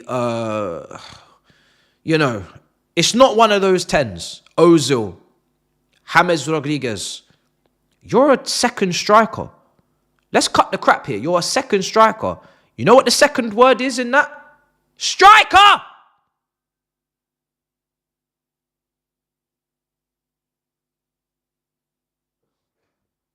So why are you not in the box? Even if you were playing as a second striker, you're still meant to get into the box. Because we're meant to be committing numbers. You know, we're most likely to score with these crosses or these cutbacks with numerical advantage. We know physically we can't do shit. We know we ain't got many guys in the air. In open play, we have nobody in the air apart from Cucurella. But when we got the goal with Netto, if you look at the goal with Netto at the back post against West Ham, it is numerically a lot of bodies in the box, causing confusion, causing chaos. That's how we scored, because Netto didn't get picked up because there was commotion, there was other people in the box. If we're going to score from crosses or cutbacks, we need people in the box. We need lots of people, 3 or 4 people, because then Defenders don't know who to pick up. Someone might be free. Maybe you get a leap on someone because they're marking someone else. That's how you score. But you're not going to score if there's nobody in the box, and you're not going to score if there's only one man in the box. So we need to wake up. We need to wake up, man. Listen, maybe people think I'm overreacting. We're 1-1 in a knockout game, and as far as I'm concerned, it's a must-win because I'm not trying to go out of the FA Cup tonight. I'm not trying to have this as my last FA Cup game of the season. I desperately want us to win this trophy. I said it already. The Conference League is a pity party. The disparity between us and the other teams, the money involved, I cannot really take much from that. When we win it, not if, when we win it, I will clap us. Will I have a dopamine? Probably not. Will I do a knee slide? Probably not. Will I go and do a parade? Will I go and do a parade outside Stamford Bridge on King's Road? Probably not. Because we know what it is, right? So this is the one trophy that we can win before the Club World Cup, which is going to be probably more difficult to win. Initially, I was hoping it might not be, but legs, tiredness, fatigue, better teams, Real Madrid, etc. It's going to be tough. You could really, try and win this cup. Let's get to Wembley. Wembley semi-final. I want to go to Wembley, fam. What the hell's going on? These men are messing about. These men are not in the box. Nah, man. This is not a joke. This is not a joke. You got 45 minutes. I'm taking this game very seriously. This is one of our biggest games of the season as far as I'm concerned. It's a massive game.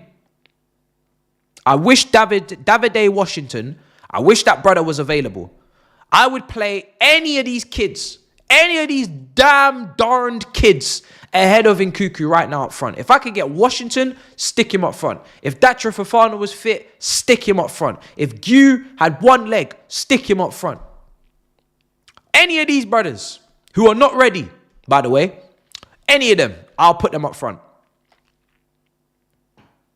I really wish we had someone on the bench because I would move him, at least move him to 10, or if you can't move him to 10, then I'll just take him off. But he's not giving us anything up there.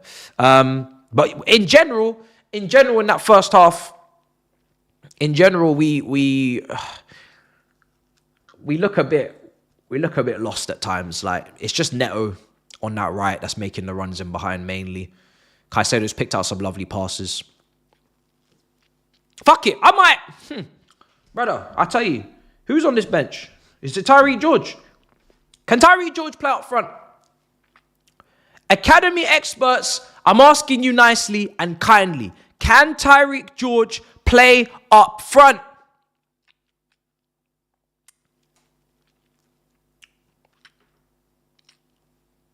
You know who else? Listen, I might put Proton VPN up front. I might do it. I'll be real. I might put Proton VPN up front. I might. Somebody's going up front.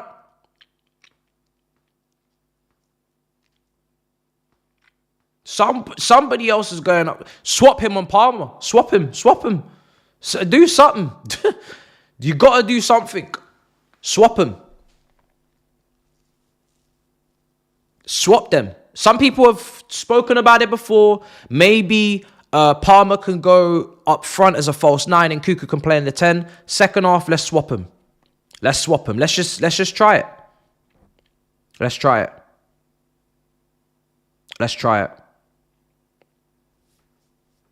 it because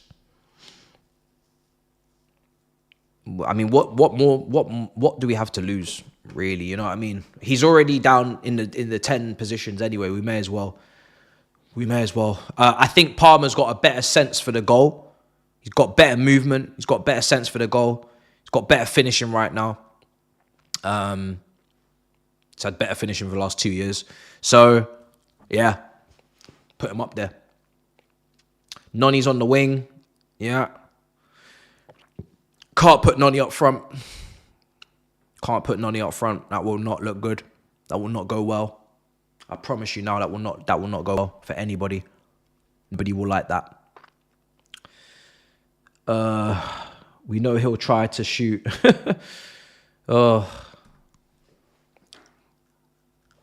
Yeah, I can't see that.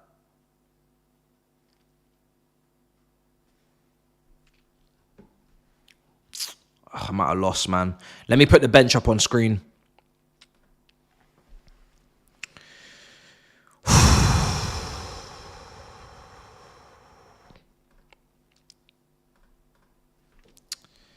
On the bench, I got Jorgensen. I got Colwell. I got Samuel Smith.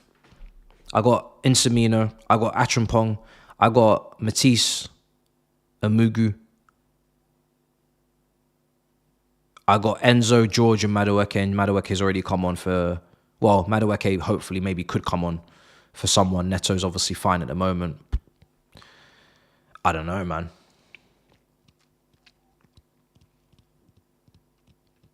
Sancho is having a Sancho. What can I say? Sancho is having a Sancho. He's quiet. He's inactive. Every time he has the ball, he's usually clean with it. He don't really usually give it away. It's usually pretty smooth. There's a consistent technical level you're always going to get with Sancho. You're always going to get a consistent technical level. But he's not involved enough. I need him to assert himself on this pitch and say, I'm going to win the game. It doesn't feel like Sancho is taking the responsibility to say, I'm going to win the game for us today. That's my issue. I want you to say or feel that it's my time to win us the game. Like, I've seen Palmer do it, right? I've seen it happen for others. Let me say today, I will win us the game. I'm going to make something happen. Because right now, it seems like he's just part of it. He's part of the game. He's part of the team. He's passing him by. He's involved sometimes. Sometimes he's not. Whenever he receives it, he gives it. Everything's clean. But can you make something happen? That's what wingers do. Make something happen. These are positions that have individual brilliance attached to them. You know, these are the positions that are meant to provide some of that. I'm not getting enough of it. So something's got to happen. Otherwise, he could come off as well. Really, what can you do, though? If you're going to keep on Netto, put him on the left and put Madueke on the right. Are we going to get a better version of Netto on the left? Probably not.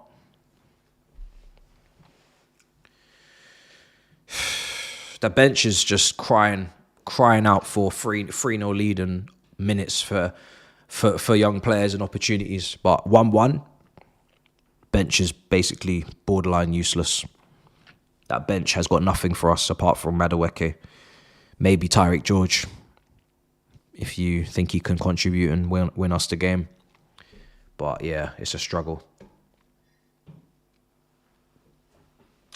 He made something happen against Spurs, exactly. Now make something happen again. Do you know what I'm saying? Like, don't stop there, buddy. You know what I mean? Don't stop there. Make something happen again.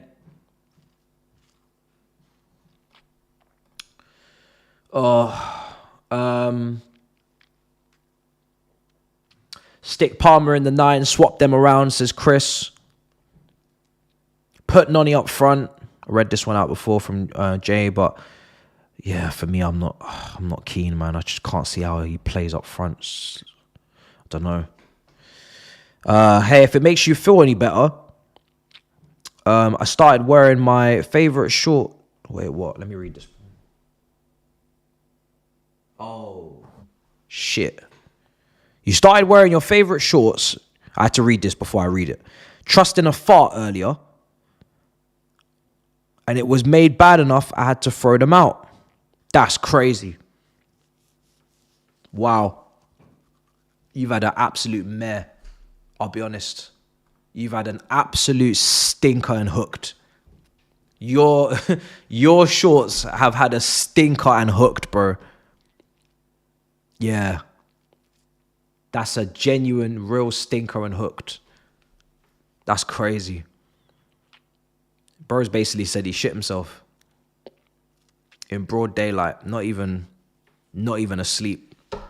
Not even had a dream where you thought you was on the toilet and you wasn't. So then you pissed and shit yourself. Man actually was awake. Broski was awake. in his right mind. Listen, I appreciate you sharing that experience, coming to the stage. We need more people like you. There's too many mandem in the chat that are too cool for school. They need to share these embarrassing experiences. Share. More of you should share. I want to read out more shit that you I need to stop making these puns. I need to read out more shit that you lot have been through.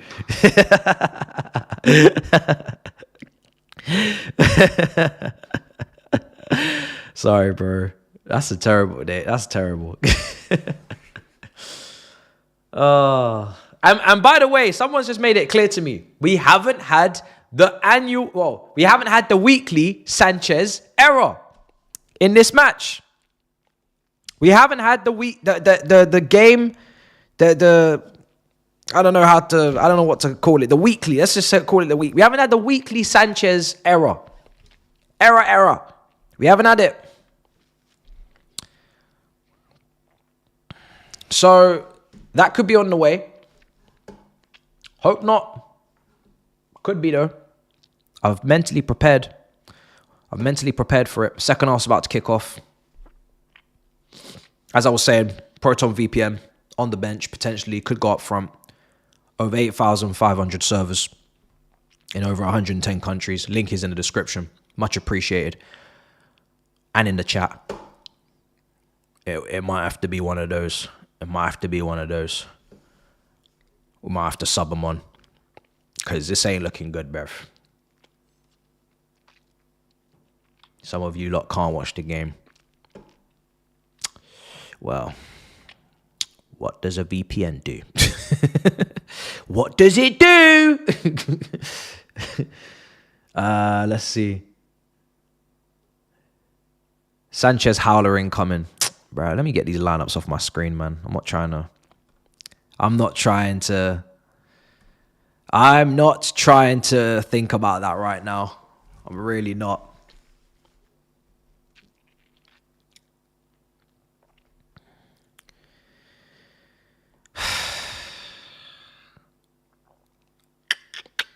Let me get this timer up, but I don't know, man. Going in this second half, I got a weird feeling in the pit of my stomach.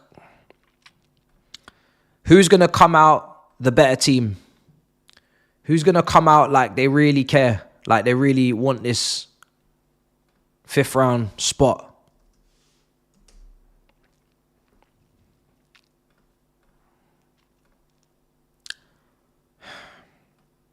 It's so early in the FA Cup as well. That's what's making me even more uneasy about it.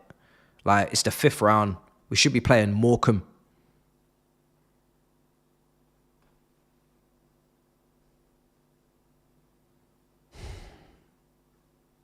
Early days, man.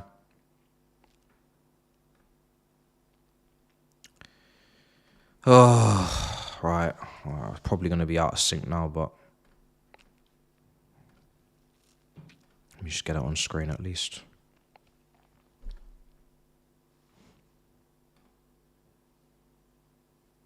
Yeah, way off. All right, let me refresh, but timer's going to be reset in a sec.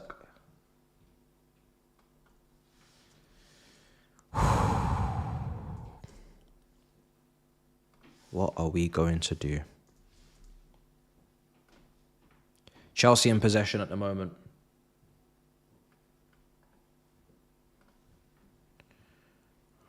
Sanchez is cleared.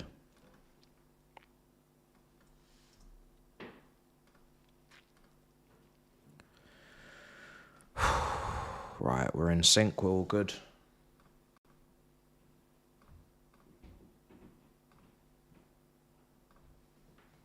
Brighton are bopping it.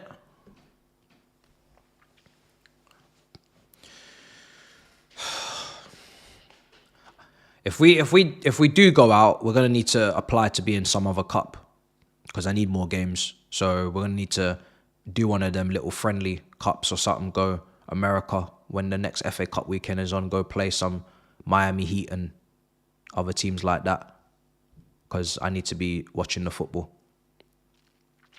Go and get Aminimo his minutes, bruv. Go and get Argentine Aaron his minutes. Get Achumpong his minutes. Go and get some games played in America. I'll cover them friendlies because I need games. Watch someone else. It's almost like they want me to, innit? Might have to, mate. I might have no choice. I mean, I do watch the other teams. I just haven't been streaming them. Oh, right. Might have to, bro. I might whip out the Call of Duty, bro. Hey, we got runners. Oh, for fuck's sake. Palmer, the ball's behind Netto. Slows down the counter. Now Gusto. We might have it back on. Gusto. Oh, cleared. That touch. Gusto. Netto. Can you give me a shot? Can you give me a shot? You shoot now. Oh, he's knocked out the defender. He's lined it up for the longest. It looked like it was going to be a good one. Absolutely belted it into Hinselwood's head. One touch, one touch, one touch, one touch. But, oh, straight in his neck. Jesus, that's going to be painful, man. Right in his neck. Is that his chest or his neck? Oh, it's his chest. It's calm. It's calm. It's probably going straight at the keeper, to be honest, but at least Netto shoot. At least he shot. I'll take it. Netto don't shoot enough, so anytime he lets one fly, it's a step in the right direction. What has he got his arms in the air for again? Is it a penalty? Bro, it hit his belly, bro, or his stomach. Man's asking me when are we getting FC, when are we getting... Oh, I thought you meant FM, sorry, FC. For what, Big Six? Well, we need to do a call-in show, bro. That's the next priority, I'll be real. That's the next one. We need to do a call-in. It's been a while. Here's Nkunku.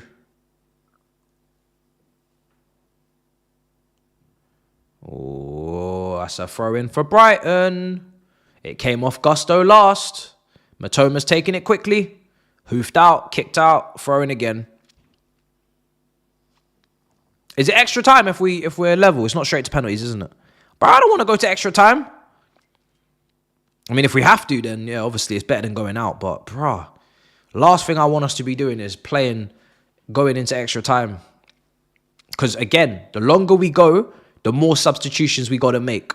And I don't know about them guys on the bench taking penalties. You know? So I don't really think it's in our favour.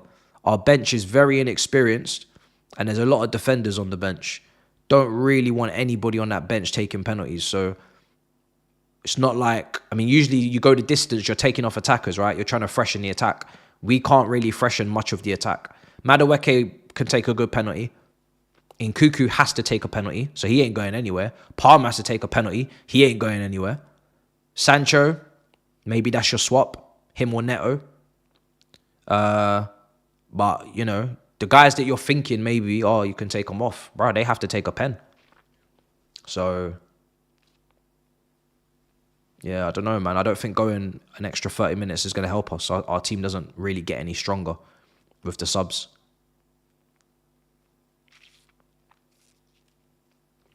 I don't know if Netto or Sancho can take pens. I feel like Sanchez should be able to. I don't know. Chalobah should definitely can. I think I've seen him take a few. Here is... Baleba.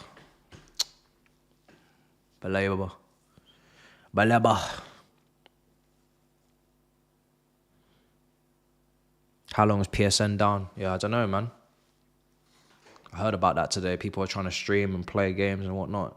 Servers were down. Netto.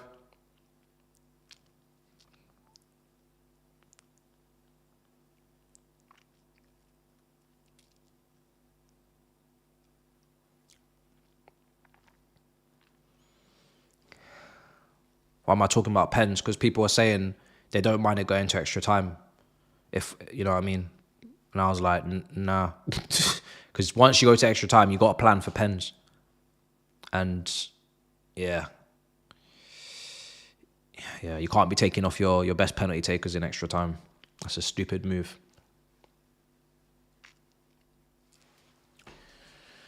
Oh, Nkunku.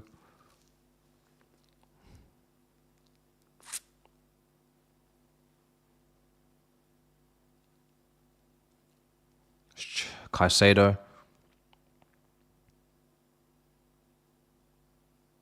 Sanchez. Netto. Play it to Palmer. Thank you. That's the one that splits the defense. I was praying he'd pass it. Gusto. Now there's gaps opening. Slowed down now. Palmer again. Give it back. Oh, it's too late. Forget it. Chalobah.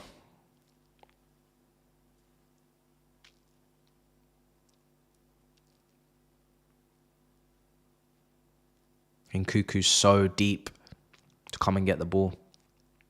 For no reason, really. Doesn't need to be there. Needs to be making runs. Netto. Get in the box. Get in the box. Thank you. Gusto.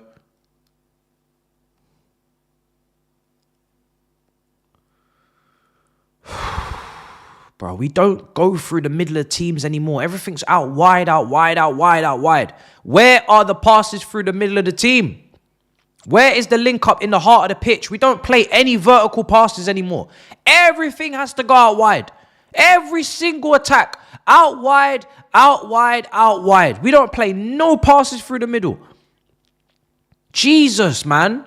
We're so one-dimensional. We don't play no passes through the middle. We don't go through the heart of nobody's defense. No combinations. Nothing. Fucking hell, it's so dry.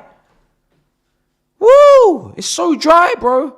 So dry. We don't play like when we're there with Caicedo, you'd think someone just step in that pocket and let's try and get in there. And then once we're in there, bang! Now things are getting chaotic. Can you turn and shoot? Can you play a little pass? Do something different. But everything is just out wide, out wide, out wide. And it's usually out to Netto as well. So it's just, once it gets to Netto, he's just going to just do the basic take on, cross. Or he's going to have to just pass back. That's all he's going to do over there. It's mad predictable, man.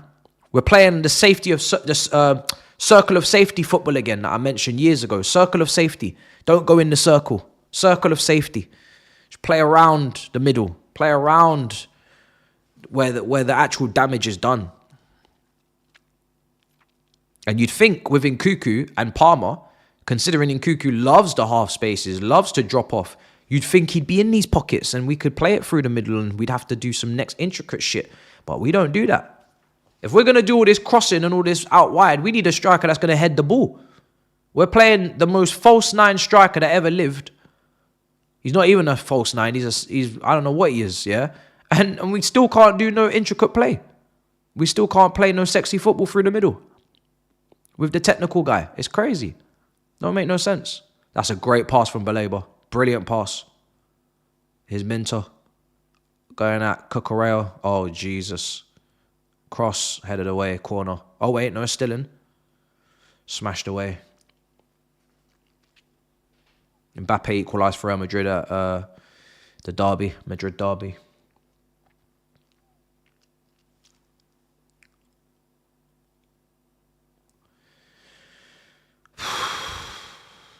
If we were up against a team that had a bit more about them, because Brighton right now have also been pretty average, I'm telling you, we'd be going home.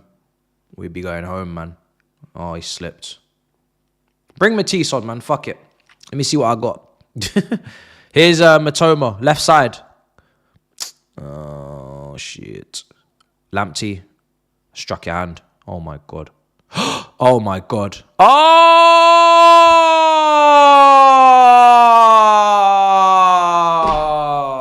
shit.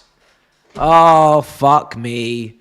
Fuck me sideways. Yeah. We're in a spot above her now, boys.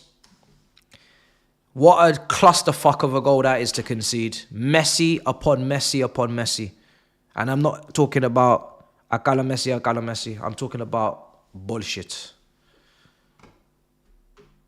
I'm talking about serious bullshit. Just look at the state of this goal. Look at the state of it. Matoma, Gusto. Cut in. Right, Lamptey struck off his head. Then we got people bundling over, falling over. And this is the difference again. Look at this. They're out wide, they're in the middle. But the final pass is the one that just slightly over the defensive line, bang, 1v1 goal. You will never see us score a goal like this today. And is it the guy that scored the first goal, Runter, or whatever the fuck his name is? Yeah? That brother there with a little bit of quality, a little bit of technical ability to just give a little bit of a scoop to Matoma in the middle of the pitch. Not out wide, not cross and inshallah, not out wide, back, hokey cokey, back and forth, middle of the pitch, make the big pass, leads to the 1v1, leads to the goal. This is the part of the pitch that does the most damage. That's where the goal comes from. That little bit of quality in that pocket to play that pass for that 1v1 for that goal. But no, Chelsea will just keep playing round and round and round. We'll just keep circulating the ball to the wide positions time and time again and just back and forth and back and forth. Kill us, strike us down if we ever actually pass the ball in the width of the box. You know? Strike us down. Strike us down if we do something like that. Jesus.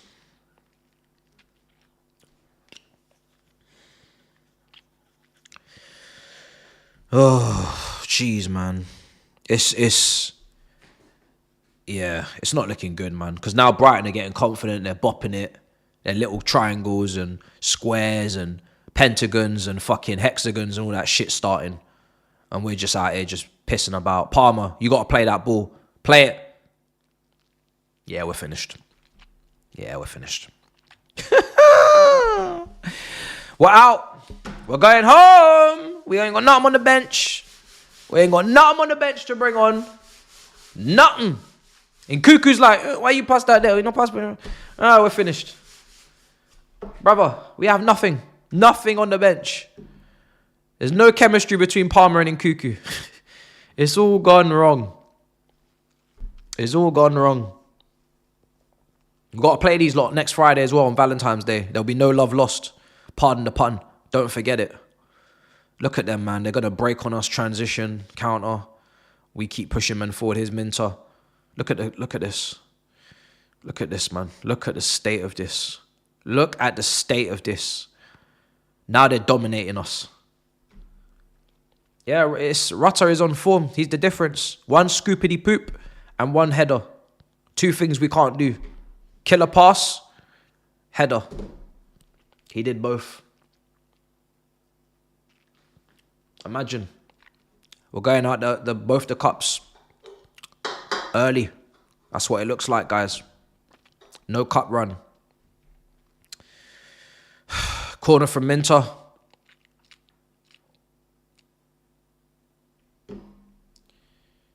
Oh, for fuck's sake. Do you know what? I'll answer. Because I actually... Whatever. Hey, hello? Hey. Hello, it's me. Hey. How you doing? Are you in the next round like Man United? Hello? You have got to be one of the most shameless fucking individuals. Hello? You've got to be one of the most shameless fucking individuals planet Earth has ever seen. Yeah? It's me. Brother. Oh, are you in the next round? Bro, your goal was offside last night. Have shame. Are you in the next round? Well, the game's not over yet. I need to know. The game's not over. Yeah. Wait, so the game's still... Are you... Because we're in the next round. Yeah. Are you there, blood? Not yet, because the game's not finished. Not there, blood? Yeah, well... Not there. Game's got to finish first. There. Right now, you're like Turkish's new hairline, bro. It's not officially there, but we know they're trying a thing. Are you going to get there, bro? Oh my God. How on earth are you calling me? How are you calling me? You shut the hell up. You're fucking 15th in the league. How are you calling my phone? Shut the hell up and respect me. My club's in the next round. How are you calling me? Big man, shut the hell up. This is not a Premier League weekend. If it's a Premier League weekend, I understand it. Fucking hell. Right now, Fucking hell. FA Cup weekend. Jesus. FA Cup weekend, bro. I hope the stream. How many people? Everyone, don't forget to hit like. Don't forget hit subscribe. You criminal, bro. I saw you outside your club begging for signings after spending £1 billion. You are a scumbag. You stink. How dare you, bro? And you got the Onana regen, bro. You got the original Nana, fam. Talk to me about him. Hello? Shut up. Go away. Fuck off. This is unbelievable. It's insane to me that Manchester United fans can ring my phone with no shame, with what they've endured, with how they played yesterday, with where they are in the league, with what they are as a club, with what their manager says publicly about them, and he still rings. It's incredible.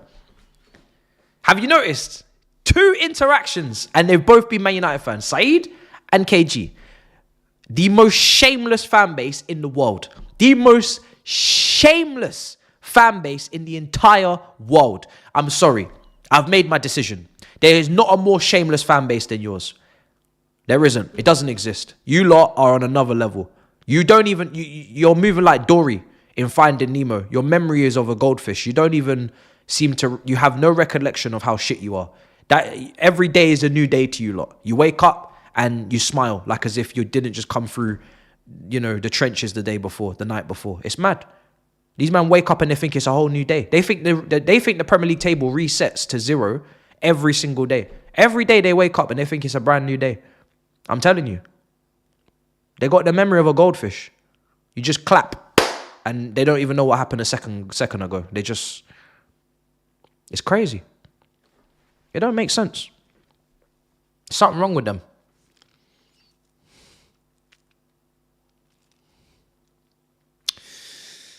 Here's Sancho. I could do with an equalizer from you. Oh, shit, man. That was a chance. That cutback. If he was just a few feet further forward, he could have easily gotten the end of that. Easily.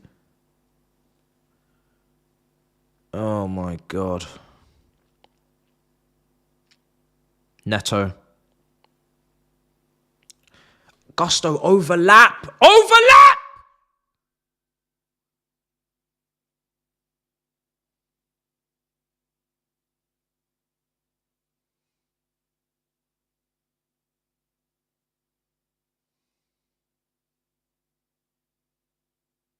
I'm tired. I'm tired of this shit. Netto's standing there. Normal wing play. Overlap the winger so he can have support. 2v1. If you overlap, he either passes to you and you can cross, or the defender who's up against him 1v1 gets distracted. 2v1 creates more separation for Netto. This is fucking basic shit. Forget whatever the manager told you about not liking overlapping fullbacks. Fuck that shit. We're 2-1 down. Think for yourself now. If Neto's got the ball, overlap. Simple.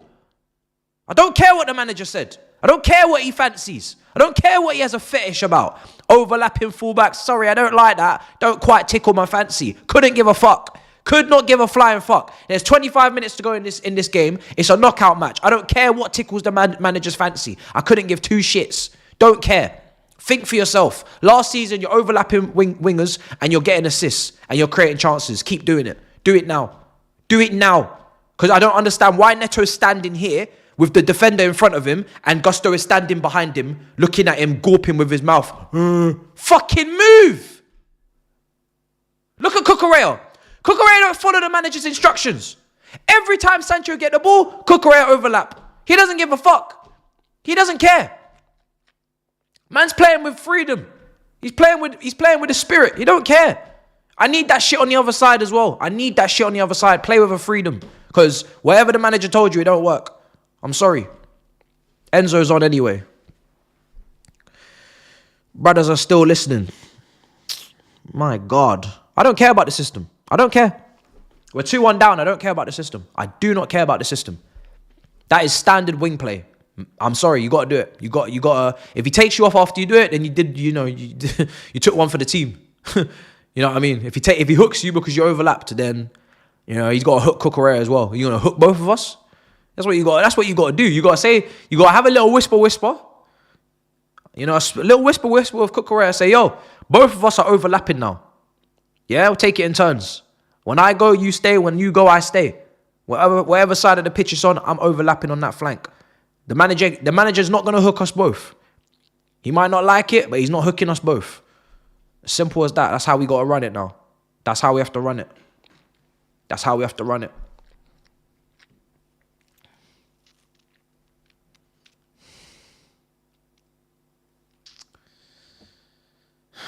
Ignore the boss. Ignore the boss, bruv. Ignore the boss. I can't believe it hit Lamptey's hand and deflected into Rutter. It's crazy. Ball was just bamboozled, just bobbling about everywhere.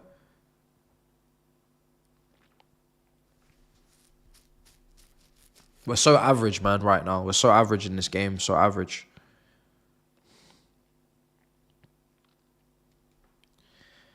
People, most of you understand where I'm coming from because you guys are intelligent individuals, but now you understand why I was complaining so much about the transfer window and how we behaved.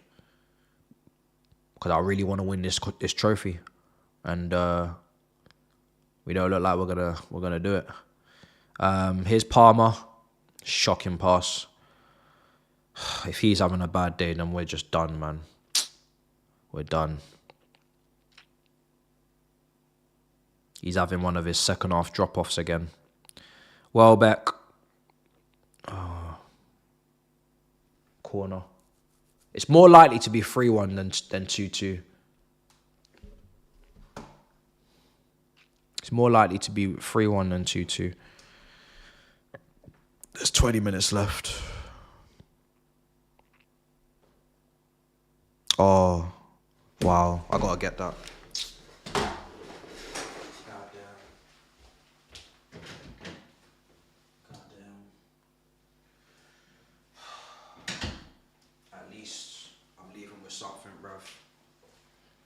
Got a little hot chocolate.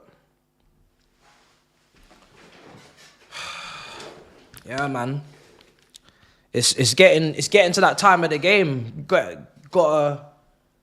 guys gotta warm up, get your blankets and that, get your hot chocolates and just sit back and just enjoy.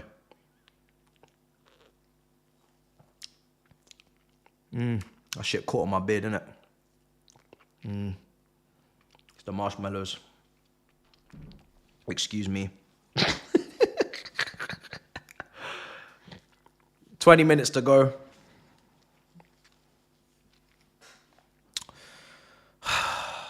Jesus. Headed away.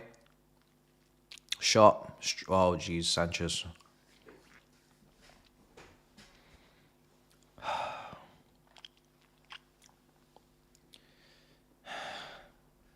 Wow, this is awkward, isn't it?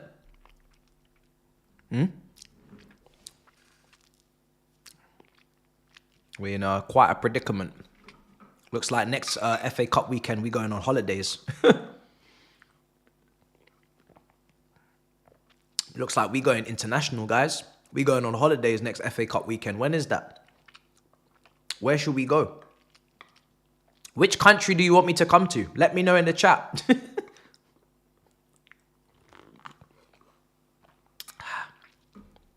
Looks like I'm leaving.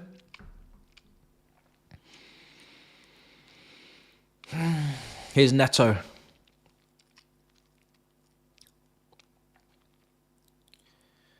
Oh, Sancho, would it kill you to have a strike on goal? Could you just have a shot on goal for once in your life?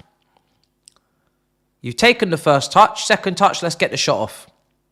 You don't need to dribble to the goal. You don't need to dribble to find the perfect pass. This may not be normal to you, but if you take a shot, it could be deflected. If you take a shot, it could be saved. It could fall to someone else. It could be blocked into someone else's path. You know, these are real outcomes that can happen. So don't be afraid to take a shot, even if it doesn't look like a perfect opportunity. We only got 18 minutes left.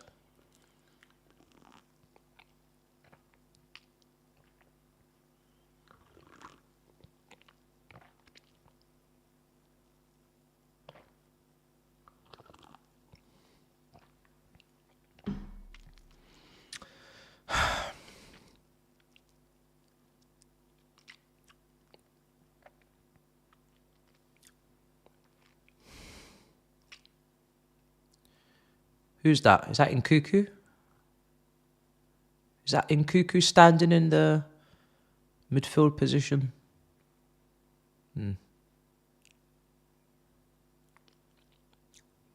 This has got to be one of the most horrific setups I've ever witnessed in my life.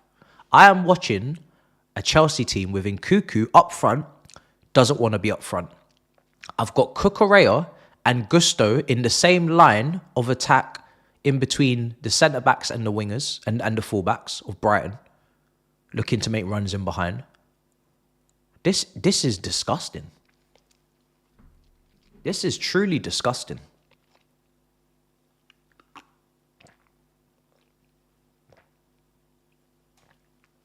Wow. This is nasty. Tyreek George has come on. Madueke's come on. I'm guessing Sancho and Netto have come off. Sancho needed to come off because he ain't scoring today. So that's that. Poor performance.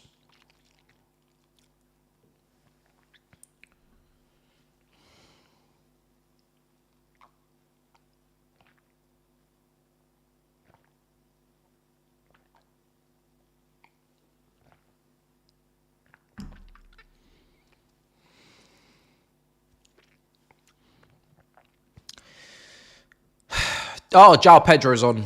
Oh, dear. He knows where the goal is.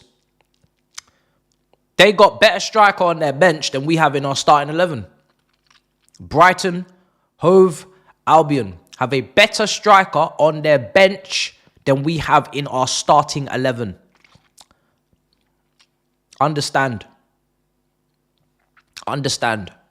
This is reality. They have a better striker coming on for the last 15 minutes. That guy starts for us right now. Comfortably. Starts. It's crazy.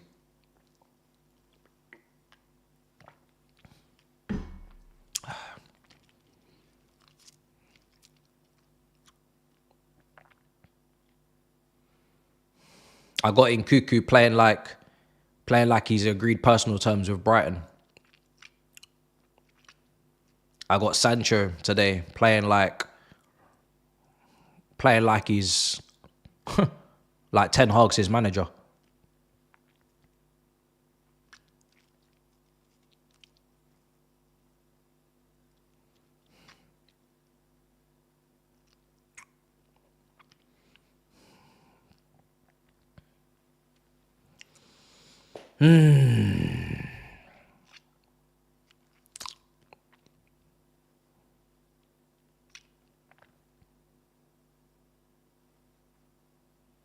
It's João Pedro.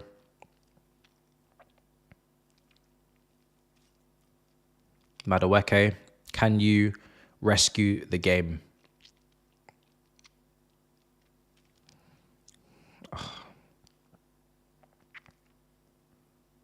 Palmer's cooked. Palmer is cooked.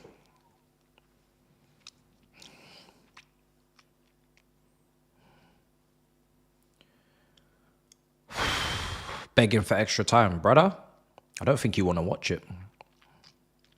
I don't think you really want to watch extra time.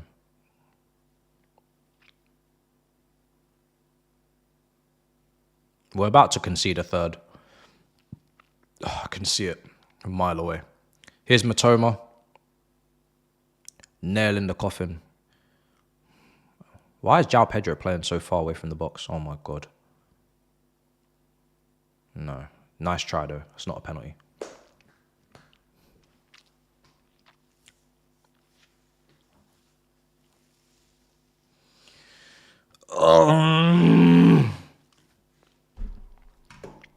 Man said I'm doing watch along and ASMR at the same time.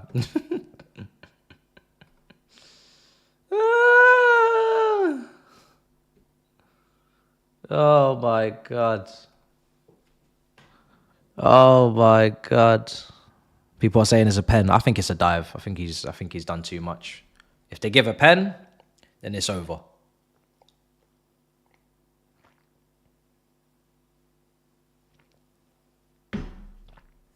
Unless you lot are ahead and there's something else has happened. Here's Sanchez. Gusto.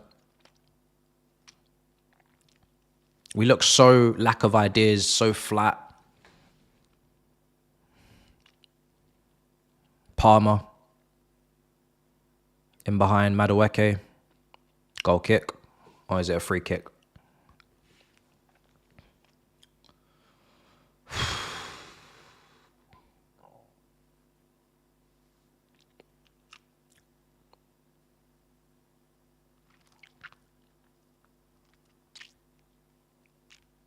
Yeah. Would have been a corner, or if it wasn't a free kick. It's not even a hunger thing. It's just, we just don't have any ideas. Like, we look like we're just praying for, we don't look like we have a plan how to get back in this game. We look like we're just running on empty and just, okay, let's see if something happens. If it does, great. If it doesn't, unlucky, unfortunate. Oh well, we don't really look like we have a natural plan to get back in this game.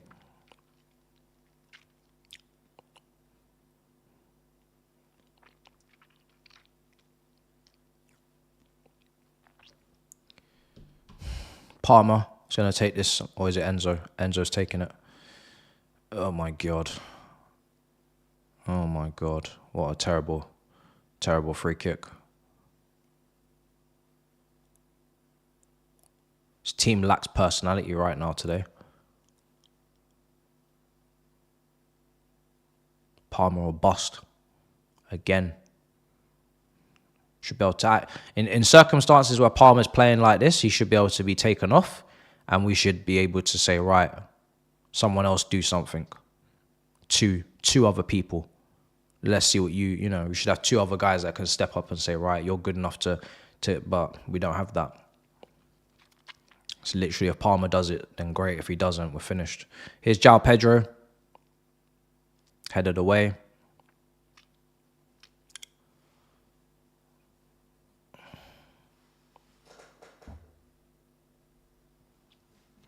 Oliver, we're losing the game. We're about to go out the FA Cup, and it's been a poor performance. If you don't want to hear about it, then just come off the damn stream. It's not hard. I don't know what you expect.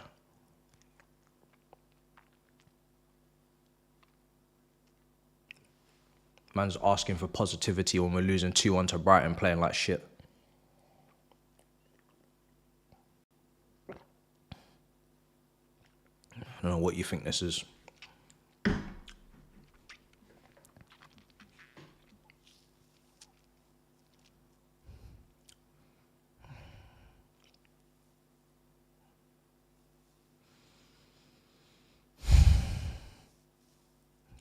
Man, them think it's a league game. They don't realise we're getting eliminated out of the damn cup. They must think we get another go at this next week.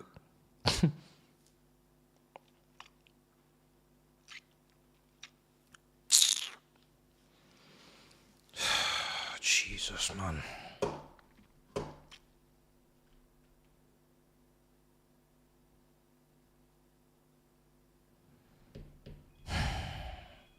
Oh, I'm not picking up again.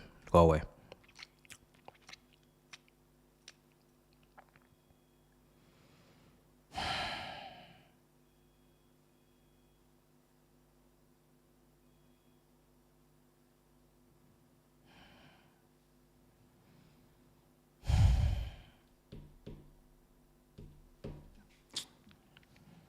$82, man.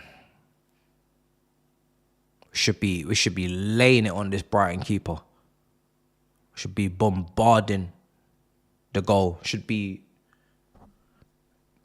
trying to kick this door down. Shots should be flying off. Should be set piece after set piece. There should be camped on the edge of their box.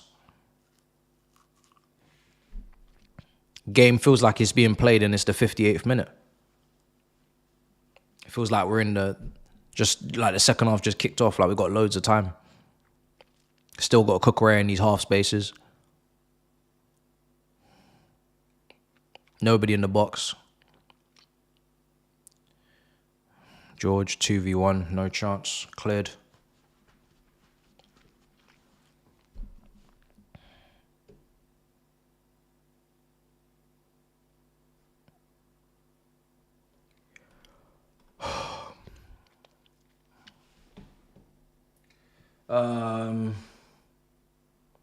Rutter is right, rinsing Caicedo in that midfield, says Brian. You go through these super chats. Now, a football question, but genuinely confused why Dewsbury Hall was purchased. What was the actual plan of where to play him? Was it a Maresca suggestion? It's all PSR, bro. We didn't need him. We didn't want him. Just PSR. Just complying with the PSR. Got ourselves into a financial hole. Needed to fix it. So that's what it was. Yeah. Stuff like these will continue since we just want to watch these owners mess up our club. We are not angry enough. The match-going fans aren't helping. Another super chat coming in. That was from Lawrence. Boss says, we're just shit at the moment. Can't believe this. Can't believe how easy it is for Brighton to just beat us. It's mad. We had a, as I said at the beginning, we had a goal given to us. Don't forget that. The goalkeeper chucked it in his own net. We've not scored our own goal today. We've not scored our own goal. I know the scoreline says it, but we haven't scored our own goal. Brighton goalkeeper dashed it in the net 5 minutes in, and we've still lost the game, or we're still going to lose the game. That's crazy. We were given a gift, and we're still struggling. It's crazy. Your thoughts on our midfielders, Lavia, Caicedo, Enzo versus Kante, Jorginho, Kovacic? Is it the midfield? Is the new midfield better in their performance metrics? Well, they can't be better because that midfield that you just named won the Champions League. Kante being man the match every single game. Jorginho was unbelievable that tournament. Jorginho won the Euros, of course, that year as well. I think he finished third in the Ballon d'Or. They can't be better than that midfield because A, that midfield won stuff, and B, Lavia's not even ever here. So that's actually 2v3. It's not even fair. Lavia's always injured, so you can't even do a 3v3 there. You're doing a 2v3. You know what I mean? So another season, no domestic trophies, been 7 years. What? Oh my God, it's been 7 years since we won a domestic cup. Oh my God. It's been since 2018, it's 2025. That's 7 years. We've not won a cup in 7 years. Oh my God. We've not won a domestic cup in 7 goddamn years. That's 14 attempts. There's 2 cups. 14 attempts. Jesus Christ. God grief. This game looks like it's just petering out. There's 4 minutes left. I can't see how we get back into it, if I'm honest. I'm going to read the other couple of super chats after. I can't see how we get back into this, man. It's just, time's just ticking. Time's just ticking. Oh, fuck me. This is dire. Just end the game, man. This is disgusting to watch. Just end the game. Balls hitting man them's back and shit. Just finish this thing, man. This is disgusting.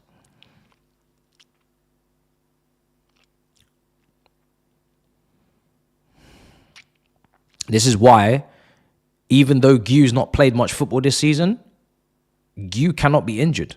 Because this is what we have to have up front again. When Gu's not even available to be selected, we got Nkunku up front. It's not on.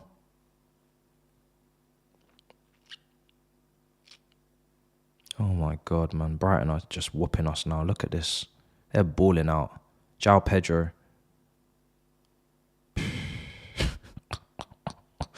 They don't respect my club.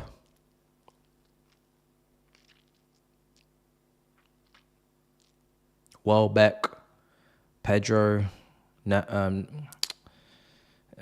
Rutter. It's mad.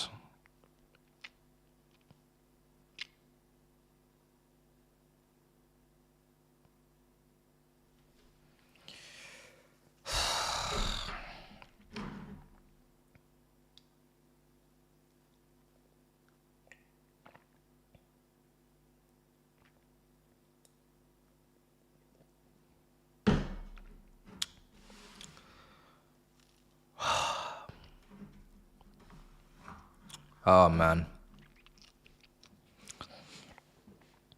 this is something else. We got to play these lot again, by the way, on Friday. So, what does that even mean? Got to play them again on Friday. We're gonna come for revenge, or are they gonna whoop us again? It's gonna be the same team that got out there. We ain't got no one else, and we're still away from home, just in case you're wondering, because we played them at home already. So we literally don't need to leave this town. We could stay here all week. Stay down here all week because we play them on Friday. Same place, same time, same late kickoff, same team. Chalobah's doing some funky shit. These men don't even come back to London. Stay down there. Stay down there for the week. Stay down there, man. You don't even need to come back to London. Stay down there. Jesus.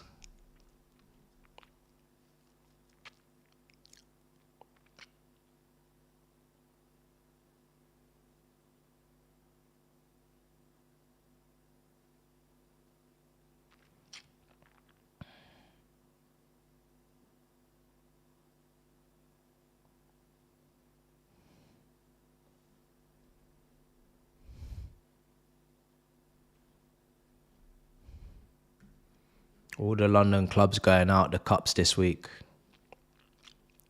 What a city. What is going on in our city, bruv? What is going on in our city, guys?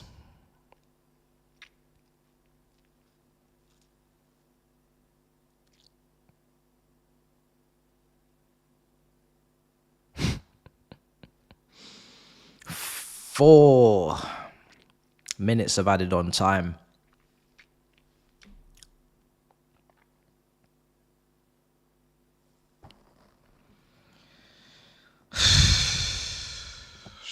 Fucking end the game, man. Just end the fucking game, honestly. I've wanted this game to end for the last 15 minutes. It's been a chore to watch, honestly. I knew we were going out from the moment they got the second goal. I knew we were going out. When you watch us enough, and I'm sure you guys know in the chat, you just know. You don't need the game to be in the 80th minute, the 85th. You know, you don't need to watch anymore. We knew. From the moment the second goal went in, finished. Game finished. Bye-bye. That's how well we know our team.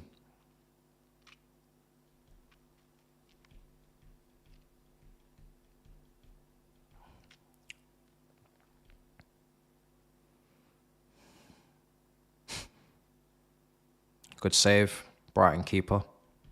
I think they just pushed one of our guys off the pitch. I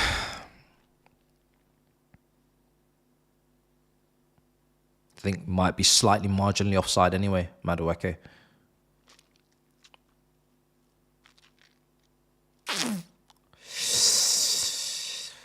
Two and a half minutes left. Shocking performance. Really bad. Can't really quite describe just how bad it's been. Very, very bad.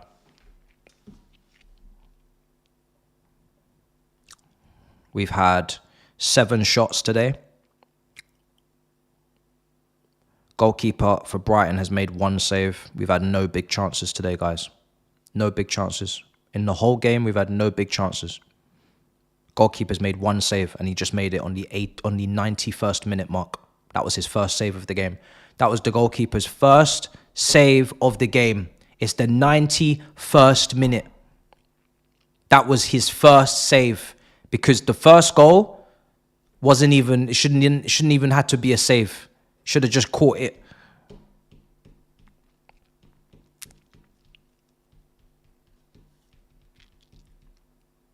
That was our first shot on target, it seems, because I can't find our shots on target. I don't know if maybe they don't exist.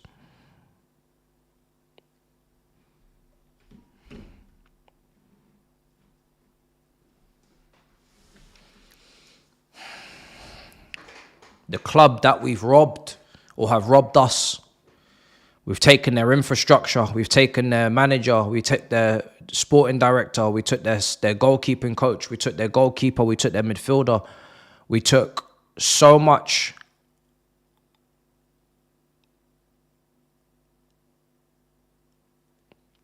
And they're taking our place in the FA Cup 5th round.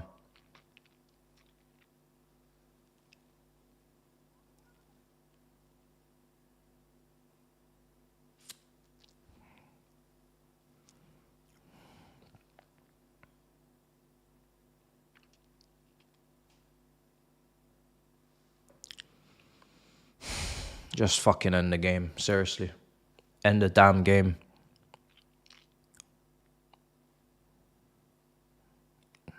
These men have ruined my weekend.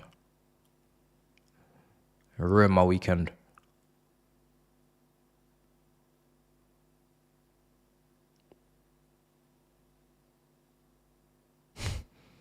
Fucking disgrace. Absolute disgrace. Game over. Absolute disgrace.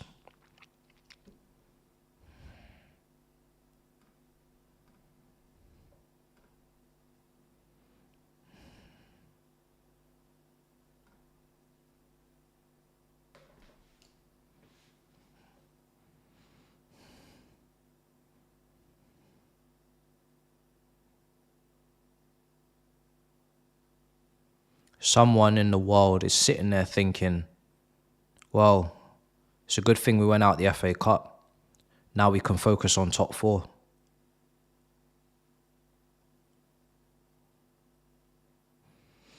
Fuck you, if you're thinking that. Genuinely, if you're thinking that, fuck you. Fuck your thought process. Fuck the way you think. Fuck how you think. Fuck when you think. Fuck what you think.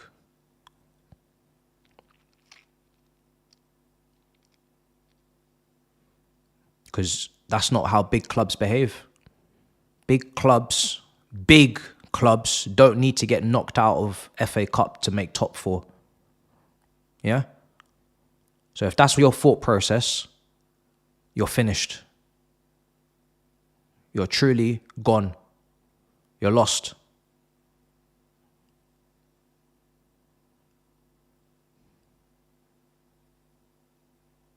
Seven years since we won a domestic cup. Now it's going to be 8. 8 years.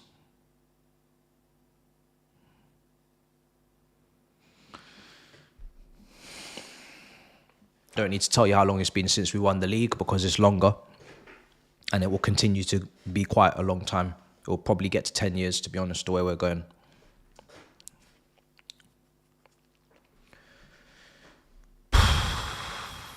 Sorry, keeper made 2 saves. I just seen the Palmer tipped over the bar. So he made 2 saves today. That's great.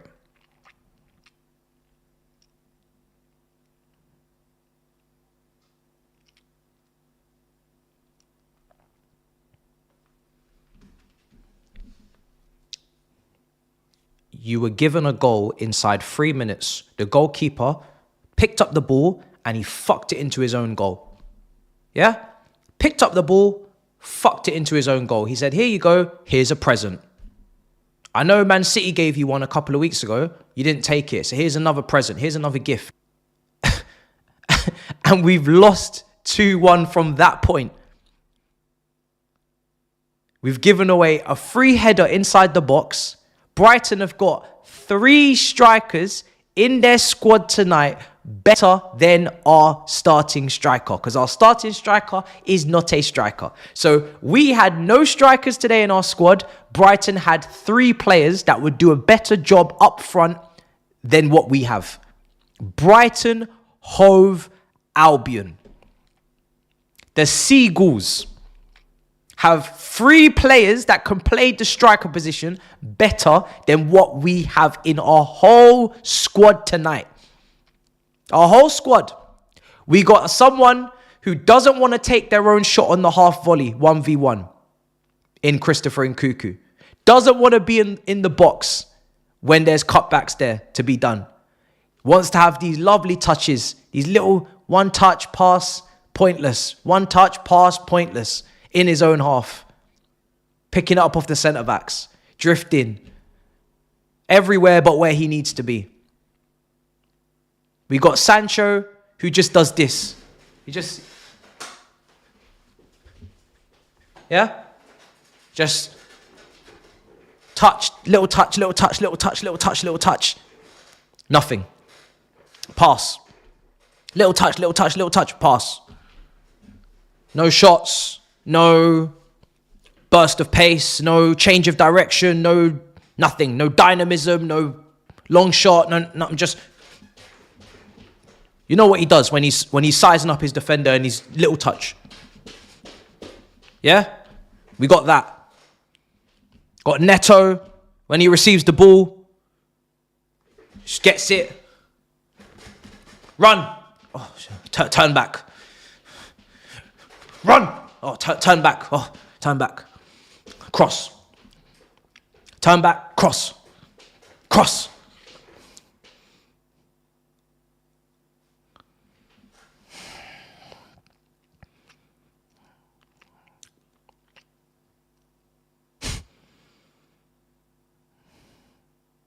Got a goalkeeper who would be better off playing basketball with the way that he comes out for crosses. I know he had nothing to do with the first goal, but he just pisses me off. I'll be honest, his existence just in the team pisses me off. He doesn't even have to do anything wrong anymore. I just don't like seeing him out there. Just don't like seeing him out there. Call it an agenda. I don't care. Just don't like seeing him out there. I'm at that point now with him.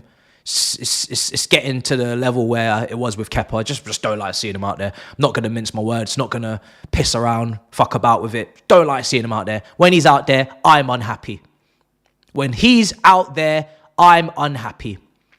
When he's on the team sheet, it depresses me. Simple. Don't care. Don't care what he did, really. Just the fact that he even came out and flapped at that and missed it just pisses me off. Just reminds me of what he is trying to do. He's an enemy of progress. That's what he is. He's there to cause a chaos. He's there to cause a fuss. He wants to cause problems. He wants to harm us. He wants to see us cry. He wants to see our demise. So regardless of whether it works or not, sometimes he gets away with it. It doesn't work. Sometimes he tries so hard to ruin our lives and it doesn't work. Doesn't work out for him. Still trying though. Still trying. So yeah, he's just ridiculous. I can't deal with it anymore. And I got fullbacks like Gusto who they don't want to overlap. Sometimes they just stand there and just watch their wingers die 1v1. Just watch them. Just watch him die. You know, he's 1v1, could go around. Nah, stand there, just watch. No. Don't call me. No one should call me. Everyone should fuck off. No one should call my phone. I can tell you now, no one should call my phone because I'm not picking up. Nobody should call my phone. I'm not answering no calls. It's nothing. I'm not interested in anything they have to say. I didn't call them last night when they were losing 1-0 to Leicester at home. Can we review the poll from the start of the stream? Well, you got what you wanted. Would you prefer an FA Cup or Champions League qualification and no Conference League win? 54% of people said they don't want to win a trophy. If we get Champions League, they'll go trophyless again.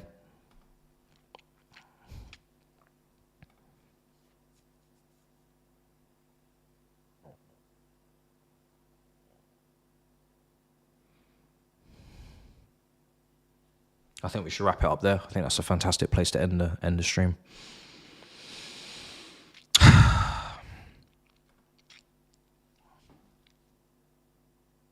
Wow.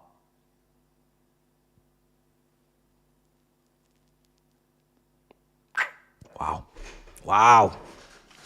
Wow.